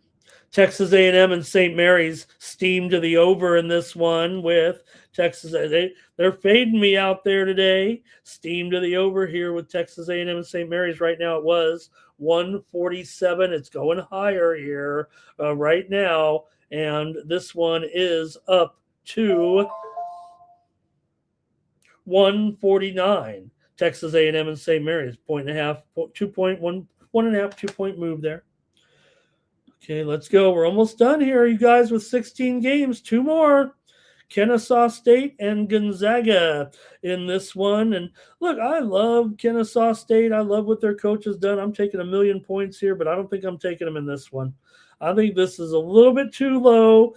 I just got done saying I don't think this Gonzaga team is among the other Gonzaga teams we've seen in the past. I'll stand by that. The line has even gone up here from like 19.5 up to 21.5. Now it's going to make it tough to cover. I really appreciate Kennesaw. I think their coach is terrific. I think he's one of the best young coaches I've seen down there in the HBCU conferences. you got big things ahead of him too, I think. But I think that this one is more of a Gonzaga setup game here at 21.5. I'm willing to do it. Maybe if you don't want to lay it here, I'll like the under here in this one for sure. Gonzaga's a dead solid under. We know that. 10-23 to the under for Gonzaga. 9-21 to the under is a favorite. They're going to clamp down on Kennesaw. Kennesaw is going to have a hard time here. I'm sure reaching 60 points. I think in this one, it will be more about the defense for me, and I think it goes under because Gonzaga does get the blowout win here, probably closer to 25 points, Greg Gibson style. Kennesaw is 8-4 against the spread as an underdog. They played some games earlier in the season. In their bye games, didn't look too bad in a couple of them here. See if I can point out a few of them here on the fly at least. Earlier this season, beat Rice in overtime, lost to South Florida tournament team by 19 points. That's pretty good. Lost to Middle by 1 point. Lost to Alabama by just 11. Lost to Liberty by 8. Those are some good performances there for them. Lost to Sam by 6 in conference play, but did lose their final 2 games in conference play. Finished only 10-10 in conference play. Got hot during the tournament. You know, some of the tournament teams that are in here were still the best teams in their leagues, or top. Kennesaw was middle of the line. No problem. I mean, they played great. They earned it fair and square, beating Western Kentucky, Sam, and Louisiana Tech consecutive games to get this bid. I think it's a little short on the spread here. I've got to take Gonzaga minus 21.5. But I think more so, I think under is going to be my official play if that's okay here on the show. But I just took, because I took some dogs here, right? But I'm not taking this one. And I do like Coach Petway. He's done a great job there with this program. But I've got it as an under here. Let's go to the chat here in this one with Kennesaw. Kennesaw's a little bit of an under too, by the way. Here we go. Cam Sinet's here talking about the Kita props up there. Oh, he couldn't find them there. Okay, thank you, though. Good to see you, Cam. All right. Robot says maybe it'll go higher here and maybe you can get a better price later. Robert's on the under. And let's see, 9 Legacy here, North Carolina on the spread. Texas Moneyline, A&M Moneyline, Georgia on the spread. R. Thompson's liking the under here. Robot Glock's got him. Go Owls. Let's do it. I'll take a loss if they do it. Let's cheer for them. But Kennesaw here for 9 Legacy. This one's on TBS. What's their slogan nowadays? Hello to Stop Gio Noli. Oh, let me write that down. Oh, I'm already on the under, but I mean, I got to put Noli. I got to put my little NK here, there. Yeah, got to think under here with the way Gonzaga is going to do their business today. I think that's what I think, right? I think Gonzaga does their. And then all of a sudden, hopefully they're going to get all hype again on Gonzaga. Hey, looks like just like every Gonzaga. I don't think this is every Gonzaga. I think this is a notch down from every Gonzaga. I like St. Mary's to make a run. I don't like Gonzaga to make a run. Under for JP Farley. One more game, you guys, here in the tournament, and then we'll cover briefly if we don't. It's okay, right, to just run down the plays a little bit in the NBA and NHL tonight after going through 16. Anybody be mad at me outside of Mikey Money? All right, Idaho here and Houston in this one. And, hey, Idaho, welcome to the NCAA tournament here, and you get to play Houston, a team that loves to play with its food.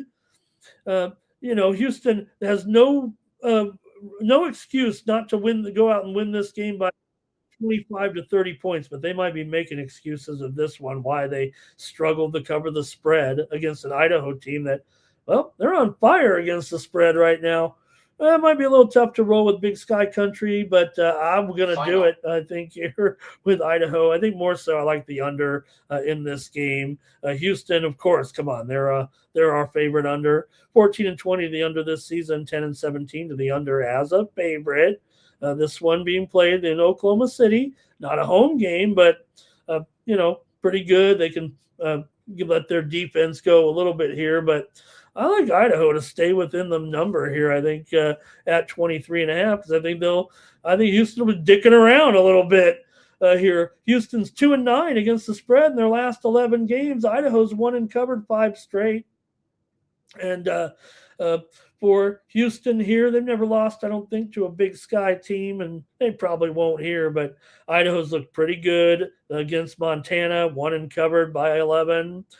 Beat Eastern Washington, easy cover. Montana State, easy cover. I'm reading off, Big Sky teams, but that's what you got to compare it to right now. And Houston, of course, lost to Arizona. Hey, okay, that's fine, Arizona, but didn't cover against BYU as a winner. Didn't cover against Oak State, laying 13.5. And like I said, Houston struggling to the number of late.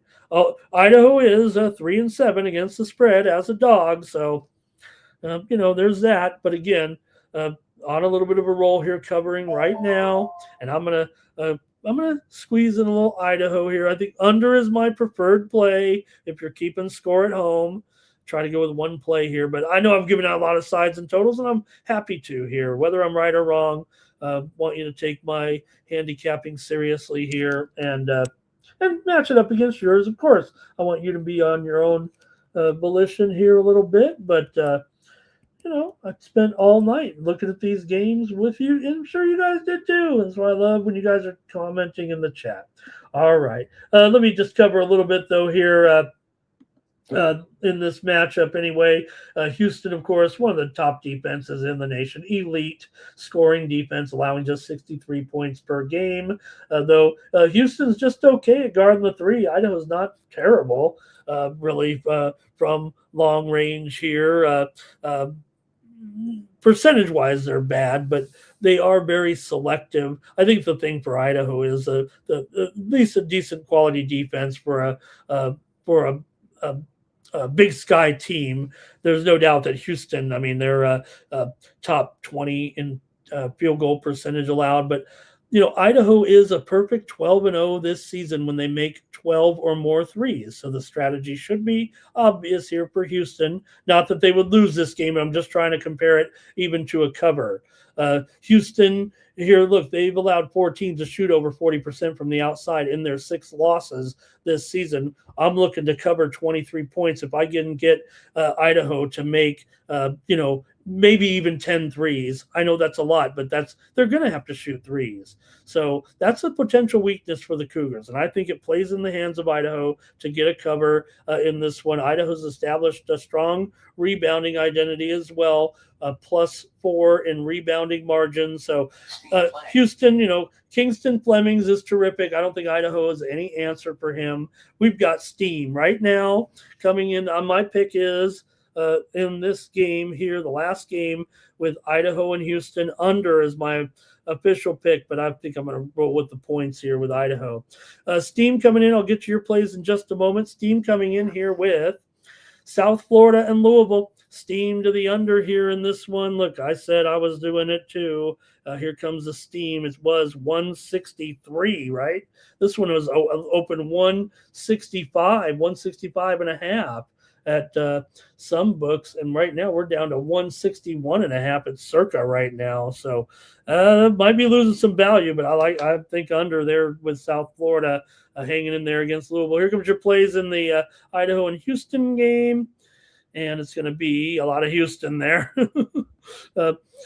Houston for our Toms, Houston for 9 Legacy. Robert likes the under here. Houston to cover. I get it, you guys. And Idaho's been a long time for Idaho in this tournament. So Houston always, but again, they are come on, you guys. Houston here is a team that they're always disappointing you in the end, aren't they? All right. Brazil here, prep for Cam. This one's on True TV, under for here.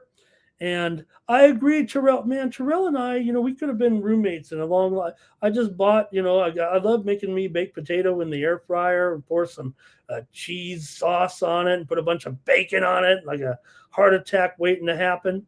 Thank you for Noli here. He's got his plays today, even a baseball play in there. Oh my God, he's got a baseball play. It's terrific. I had a baseball pick yesterday with the winnable.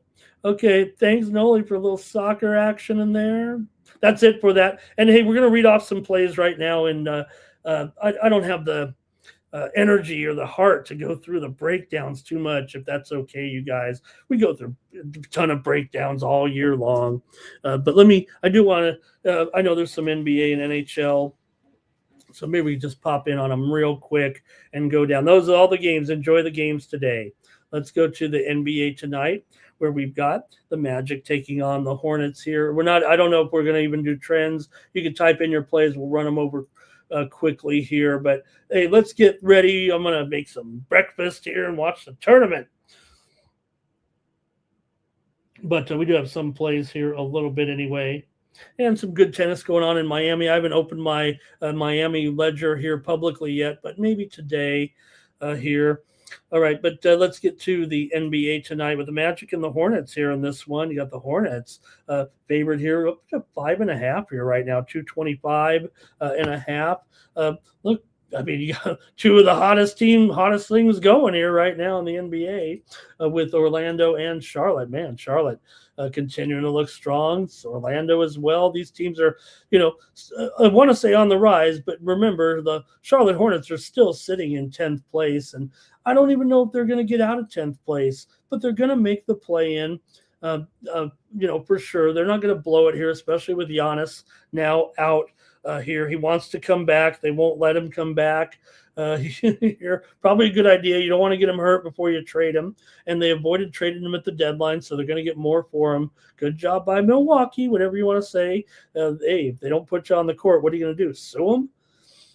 So anyway, now you got to figure that the Hornets will be able. They're going to make it here. They might be the 10 seed. Maybe they could catch the Sixers the way the Sixers have been tumbling down here. But again, you got to get out of 8th place. So I would say the Hornets still have some motivation here. The Magic are in 6th place. They're either going to come in, 5th, 6th, 7th, right around there. You want to come in no lower than 8th for sure. You want to come in 6th if you can. I don't think they can catch the Cavs. They're 3.5 back of them in 4th place. So I feel like it's a pretty good spot here for the Hornets, actually.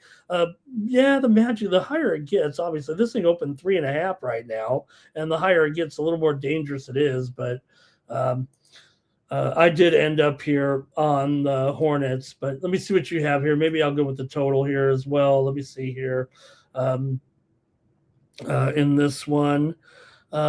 Give me the Hornets here for sure to win and cover here. I think, look, they're just a far better cover overall right now, especially as a home favorite. Charlotte here is 15-10 against the spread as a favorite, 20-12 against the spread at home. Meanwhile, Orlando just 15-18 against the spread on the road here, and the Hornets have won each of the last 2 meetings in Orlando. So I'm going to go ahead and take the Hornets here in this one. And let's see here. Robert's on the over. Magic here real quick.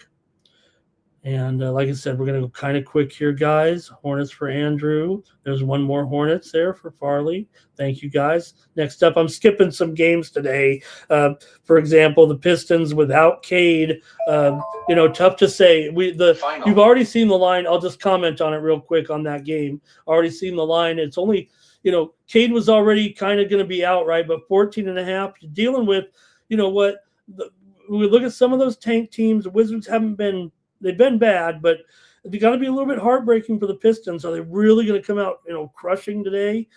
They're laying 15. Cavaliers and Bulls kind of skipped that one. Double-digit favorite there in the Tankathon. Let's go to this one. Suns and Spurs here. Boy, look at these teams. I mean, you talk about solid under teams here between San Antonio. They've won 3 straight. Phoenix has lost 3 straight, but look at these teams. I mean, you got 2 teams here. Phoenix 30-38 to the under. San Antonio 30-39 to the under. Spurs won the last meeting last month, 121-94 here in this one. I've got a feeling this is going to be an under here in this game. But if you guys want to make a play here real quick, let me hear from you. I've got the under here in this one with the Suns and the Spurs. Got to give me the under here in this one. at 228. Look, Suns, I've been happy with them, right? But they have had a little bit of trouble here of late, playing some good teams. Lost to Toronto, Boston, and Minnesota, all on the road. Now this is like their sixth straight road game here right now. Look, I want to keep riding with Phoenix. I think they're still overlooked by the public, but this one might be close here because of the road trip right now. San Antonio, 3-game winning streak here. They've been alternating covers here right now, but they're still 19-13 against the spread at home. Phoenix 21-13 against the spread on the road. They're still one of the best spread teams around, 41-28. 10 points might still be enough, but I'll take the under there in that one. Let's see here.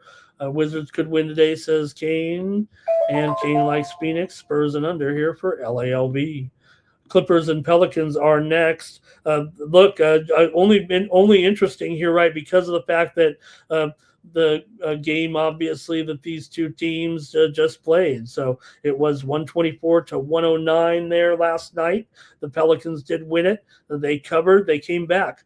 The Clippers were ahead early and looked good in the game. I thought the Clippers, they led 40-26 at the end of the first quarter, but by halftime, it was 60-60, and then Pelicans went right by them. What's going to happen today when the Pelicans, they're playing the back-to-back? Would it be revenge, or should it be the Pelicans? I mean, the Clippers open -1. Now the Pelicans are favored here all the way up to 1.5 right now. Clippers need to get some wins somehow. They're going to make it.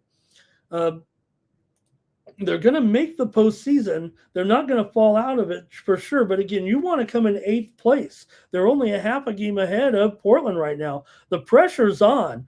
The Pelicans are done. We know that. But they found a little life here of late. Not only winning 3 of their last 4, but covering numbers too here right now. And so it does make it tough to think that the Clippers, could they really bounce back and get a win just on revenge here in this type of moment where, the team went right by him yesterday, talking about the New Orleans Pelicans. Mathurin, he's out. Nick Batum, questionable here. Maybe I'll go to the chat here real quick in this one.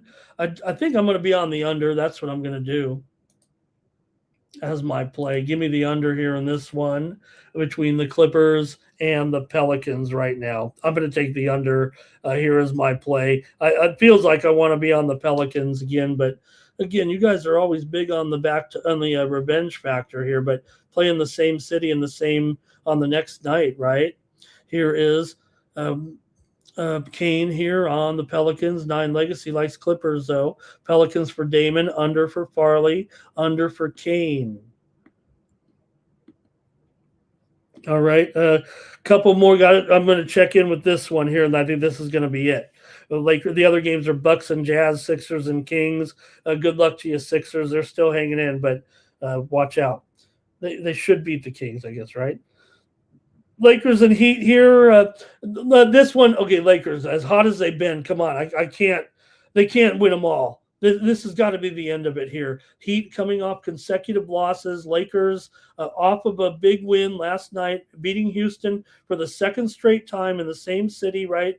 Two games in 3 days, beat them. Now you got to go take it on Miami team that still playing well, just happened to lose to hot hands Orlando and Charlotte. But I just think it's over for the Lakers, at least on this run, at least for tonight. I got to take the Heat here. Lakers are 12-16. ATS is a dog, as hot as they've been. They've covered everything for the last 2 weeks plus right now. I think it's up to 7 in a row here right now for the Lakers, or 8. Is it 7 straight wins and covers? Miami's still gone 7-2 in their last 9, 7-2 ATS in their last 9, and 7-1 ATS in their last 8 games at home. I think the Heat can get this reasonable number here. Lakers may even get blown out here just because they've been so hot. Yes, maybe they are still playing out of their mind, and they want to get 3rd place. I'm not saying that they're not going to catch the Spurs, so their only motivation is to remain ahead of the Timberwolves and Rockets and Nuggets and so forth, and they've kind of pulled away from them a little bit. Lakers with some home field are a little bit different in the playoff. I think they can, maybe they can win a couple series and get it going. Okay, here we go. We've got some plays in here. It's going to be Lakers over here right now, and Heat there with Farley. Andrew's having a good time with me here. Steve likes the Heat. Lakers for LALB. Lakers for Damon. He took the Kings in that other game. Thank you, Kane. Really appreciate that. Bounce back spot for Miami here. It's not like they're going to tank them. They're not, struggling here. Robert Dixon here on the Heat. Jordy, Moneyline, and Bam for his points. Cash Kane on the Heat. All right, that's it for basketball. We've got to cover a few hockey. I'm going to cover a few hockey, not all of them. $2 favorites are gone today. Bam for 83 points, says Damon. I remember where I was when Kobe scored those points, celebrating with my friend. R. Tomps, thank you. We're going to do some hockey, though, real quick. We're not done. Maybe some people probably like a quick show. Just say who you like and get out of there. All right. Detroit and Montreal, and Detroit here in this one with Montreal on the road here against the good game here, no doubt. We got two teams in the playoffs going here right now. Montreal, of course, sitting in third place in the Atlantic. Detroit right on the edge here, second wild card, just a point ahead of Columbus, tied with Boston here for the top wild card spot. And you could see, Detroit, I mean, they could still move up further. Man, the Atlantic's got some good teams if you think about it here. For Montreal here, it could be Montembeault. I don't even know if I'm going to check the goalies here right now, but I will fire it up at least, see if we can get anything real quick here. But probably make my play here too. Montreal, one of the best road teams in the league, 18-17. Detroit, a solid 19-11 at home here. So we're in a pick'em situation. Detroit just won in Montreal last time out, 4-0 back in January for a road win there. Just checking. Gibson is in here for the Red Wings. Could be Fowler for Montreal. Gibson, 25, 15, and 3, 2.56 goals against, 0.91 save percentage here in this one.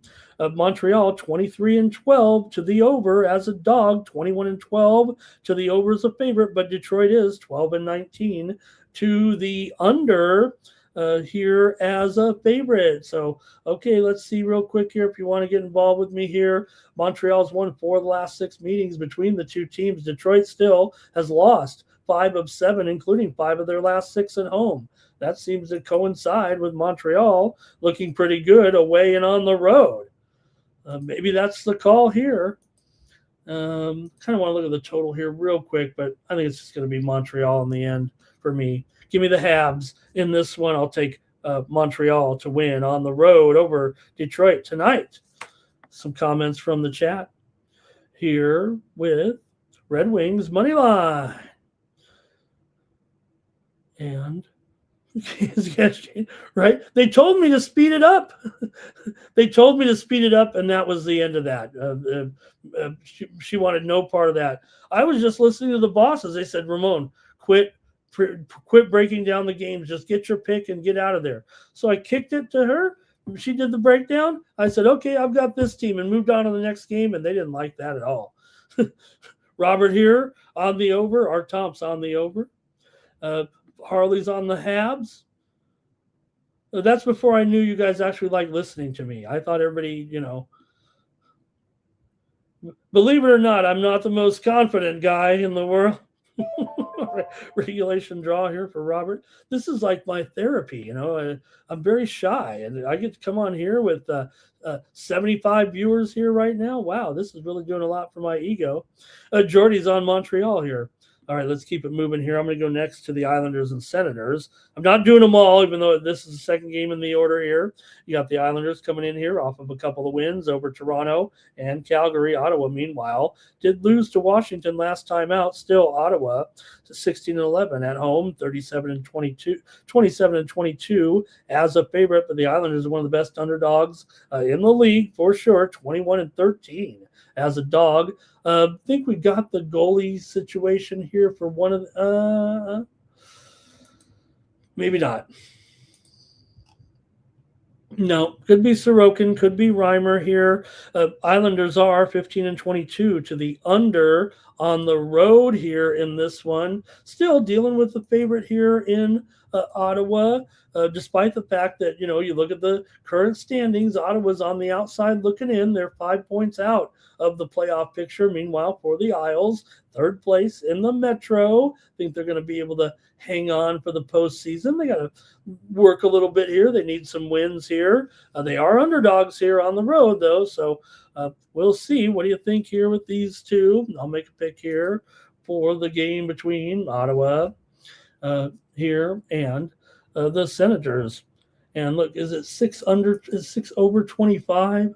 Because I want to take the under, I think. It's 6.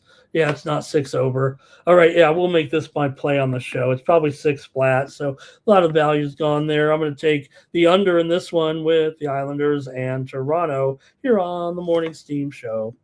All right, next up, cash gains and OG, no doubt about it. Okay, nothing from the group here. I'll run the hockey faster here. I am going with the third game down here. You think I'm going to do them all? Winnipeg here taking on Boston, but just got to mention Boston, this incredible home winning streak still kind of intact here. They've actually lost a couple games on the road here, and they did lose to San Jose in their last road game, but they just went on the road. Last home game, they lost a home game there to San Jose. Now they're playing Winnipeg here again, $1.45. Look, hats off to Winnipeg. They beat Colorado in that game. They also beat St. Louis. Did just lose to Nashville. Heading out here on the road, they're 8-18 as an underdog, and Boston's won a gazillion home games here before they just finally lost there a little bit. Not going to hold it against them. Still, they're just crushing here at home of late, having won. What is it now? 11 of their last 12 or so at home. I'm willing to lay it here at $1.45. Just give me Boston here in this one. We got to take them here on a busy, on a busy day. I'm just going to lay some favorites on a busy day. Okay, that's the way it's going to be.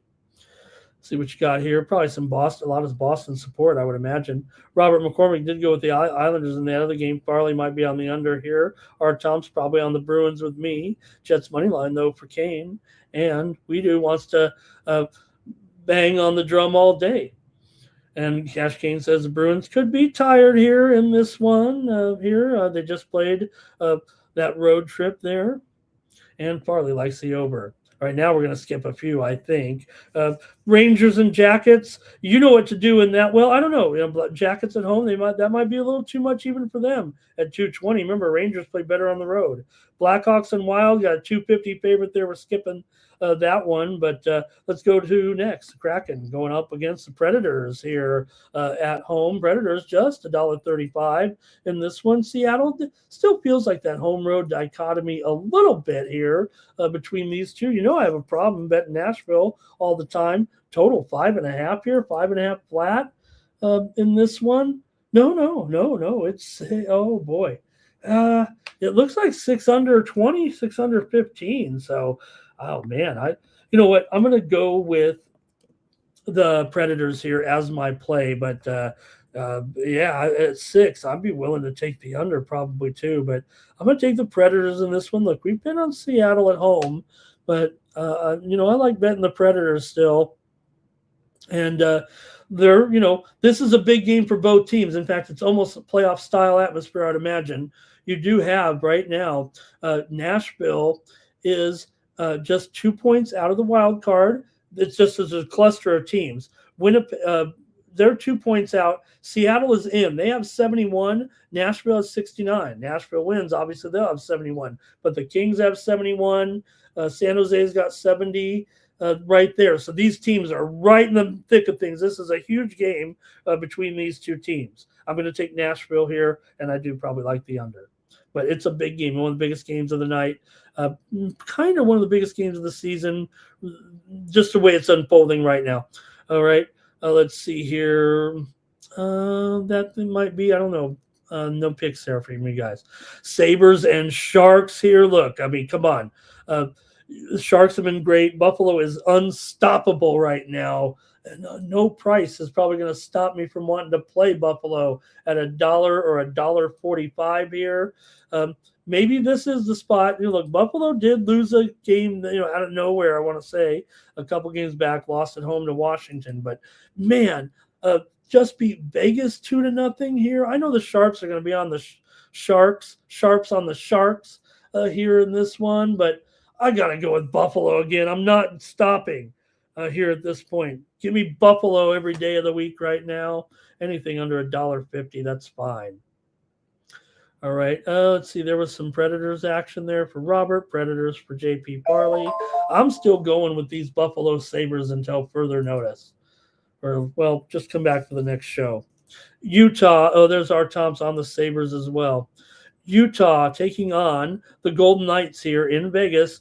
Golden Knights, $1.35. This looks reasonable here.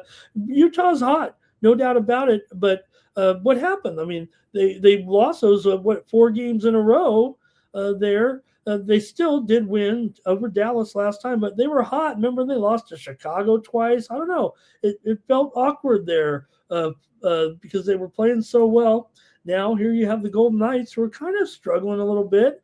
They did beat Pittsburgh, beat Chicago at home, lost to Buffalo. No problem there, I guess, but see what you got here. The total 6 under 15. I'd probably let me just take. I'm going to take the Golden Knights. I like them here, but let's make a double play out of it. I'll take the under as well here. Give me Golden Knights and the under tonight for a parlay here in this one.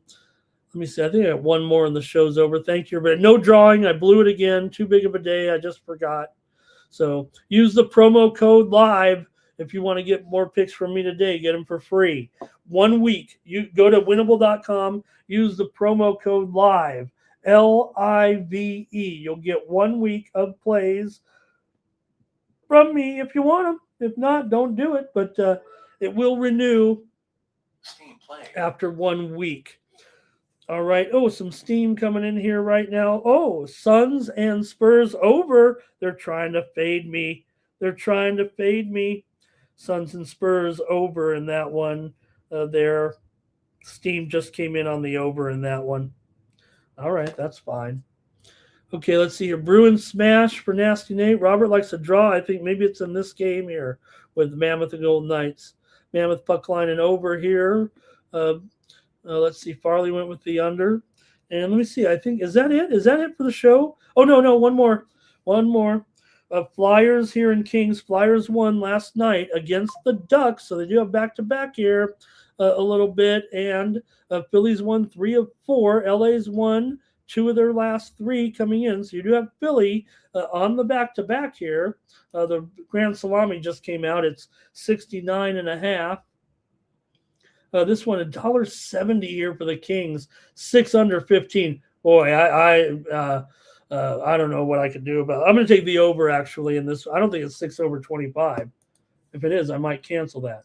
No, it's 6 under 20, 6 under 15. I'm taking the over in this game between the Flyers and the Kings here. Flyers on a back-to-back, $1.70. I don't know about that. I might be on the Flyers by game time, but give me the over here in this one between the Flyers and the Kings tonight. It was only 3-2 last night. With the Flyers beating the Ducks there 3-2 in overtime. I think they scored that goal pretty quickly there. They scored with just a minute or so remaining in the game. There they pulled the goalie, I think, and scored the tying goal, and then won it in overtime over Anaheim. Kind of a big loss there for Anaheim. They're only losing games where they're favored, but still Anaheim still in first place by 1 point over Edmonton right now, and Vegas is on 2 points behind that right now. Oh, meanwhile, for Philadelphia, out of the playoff picture right now, 6 points behind. They need to start winning or we're going to cut them from the show. That's going to do it, you guys. Let's see. Kings here for Jordy, Kings for LALV, Flyers for 9 Legacy, Farley on the Flyers. Remember, use the promo code LIVE. LIVE if you want plays from me. I had a big day. I mean, it was a rough couple of days there for me. I was kind of treading water, but we definitely made it up. I also send you in the feed I'll send you the Cover the Spread show if you don't know where to find it on YouTube. I'll send it right there. Some steam coming in here real quick. McNeese and Vanderbilt. Steam to the under right now. McNeese and Vanderbilt. I don't know if I'm seeing it that way, but right now it's on the move lower here to send you on out of here. Steam to the under. It is 148.5, about a 2-point move to the under right there. Also, I send you, my golf picks each week for free when you subscribe to winnable.com/Ramon. That's just a free. That's not using the live. But click on this QR code right here. It'll take you right to this page, actually. When you click on that QR code, it'll take you right here to this page, and that's where you can get signed up. You click right here. You get $3 per day, or there are other options available. I do have some other packages available, including 3 days for $5, also 1 week for $8, or the 1 month for $19.95. And like I said, if you subscribe for 1 day, I put on an extra day. If you go for 3 days, I put on 5. If you go for 5, I put on 7. If you go for 7, I put on 10. If you go for a month, I put on an extra week. So just go sign up. I mean, it's cheaper than, it's like 37 cents a day by the time I control it. I control all the customers. I give people, when I have a bad day, sometimes I go in there and I feel bad and I start throwing on extra days. So please join me over at winnable.com. This is how you support me here on the Sports Money Network here. I don't think the hot dogs are going to do it. And Mike might not send them now anyways. So please subscribe over there. You get my college baseball, which crushed yesterday. I won college basketball, women's college basketball 2-0. Don't ask about why I went 0-3 with the men. But we hit all the other sports, to be honest with you. And somebody's texting me right now like they don't know I'm on the air. So I better go. Thanks a lot, everybody. Really appreciate you joining me. Back tomorrow with more morning. See, we're same format tomorrow, although a little bit less sports tomorrow on a couple of the in the NBA and NHL. So maybe we'll break down those games a little more seriously. Okay, 15 minutes or probably a half hour for tip off. Enjoy the games, everybody. Watch Mikey Money here today at 6 p.m. Eastern or 5 p.m. Eastern, 2 Pacific. You'll have the I just saw the tweet come out there for his show later today. He'll preview the primetime action and all those night games as well. So I've already seen his plays coming in here. Can't wait to see what he's got. All right, that's going to do it, man. Thanks a lot, everybody, for joining me here on the show. Make sure you like, retweet, and subscribe. And for the Sports Money Network, I'm Ramon Scott. So long and enjoy the tournament. That's gonna cover, that's gonna cash. Then we make the 100-yard dash to the window. I don't know what you thought. It's Ramon Scott running so hot. Sports make money and we make money with sports money every single day. NFL, NHL, NCAA. Stay away from the juice, we might play a parlay. It's the morning steal. Ramon Scott, sports money. Wake your ass up and let's get to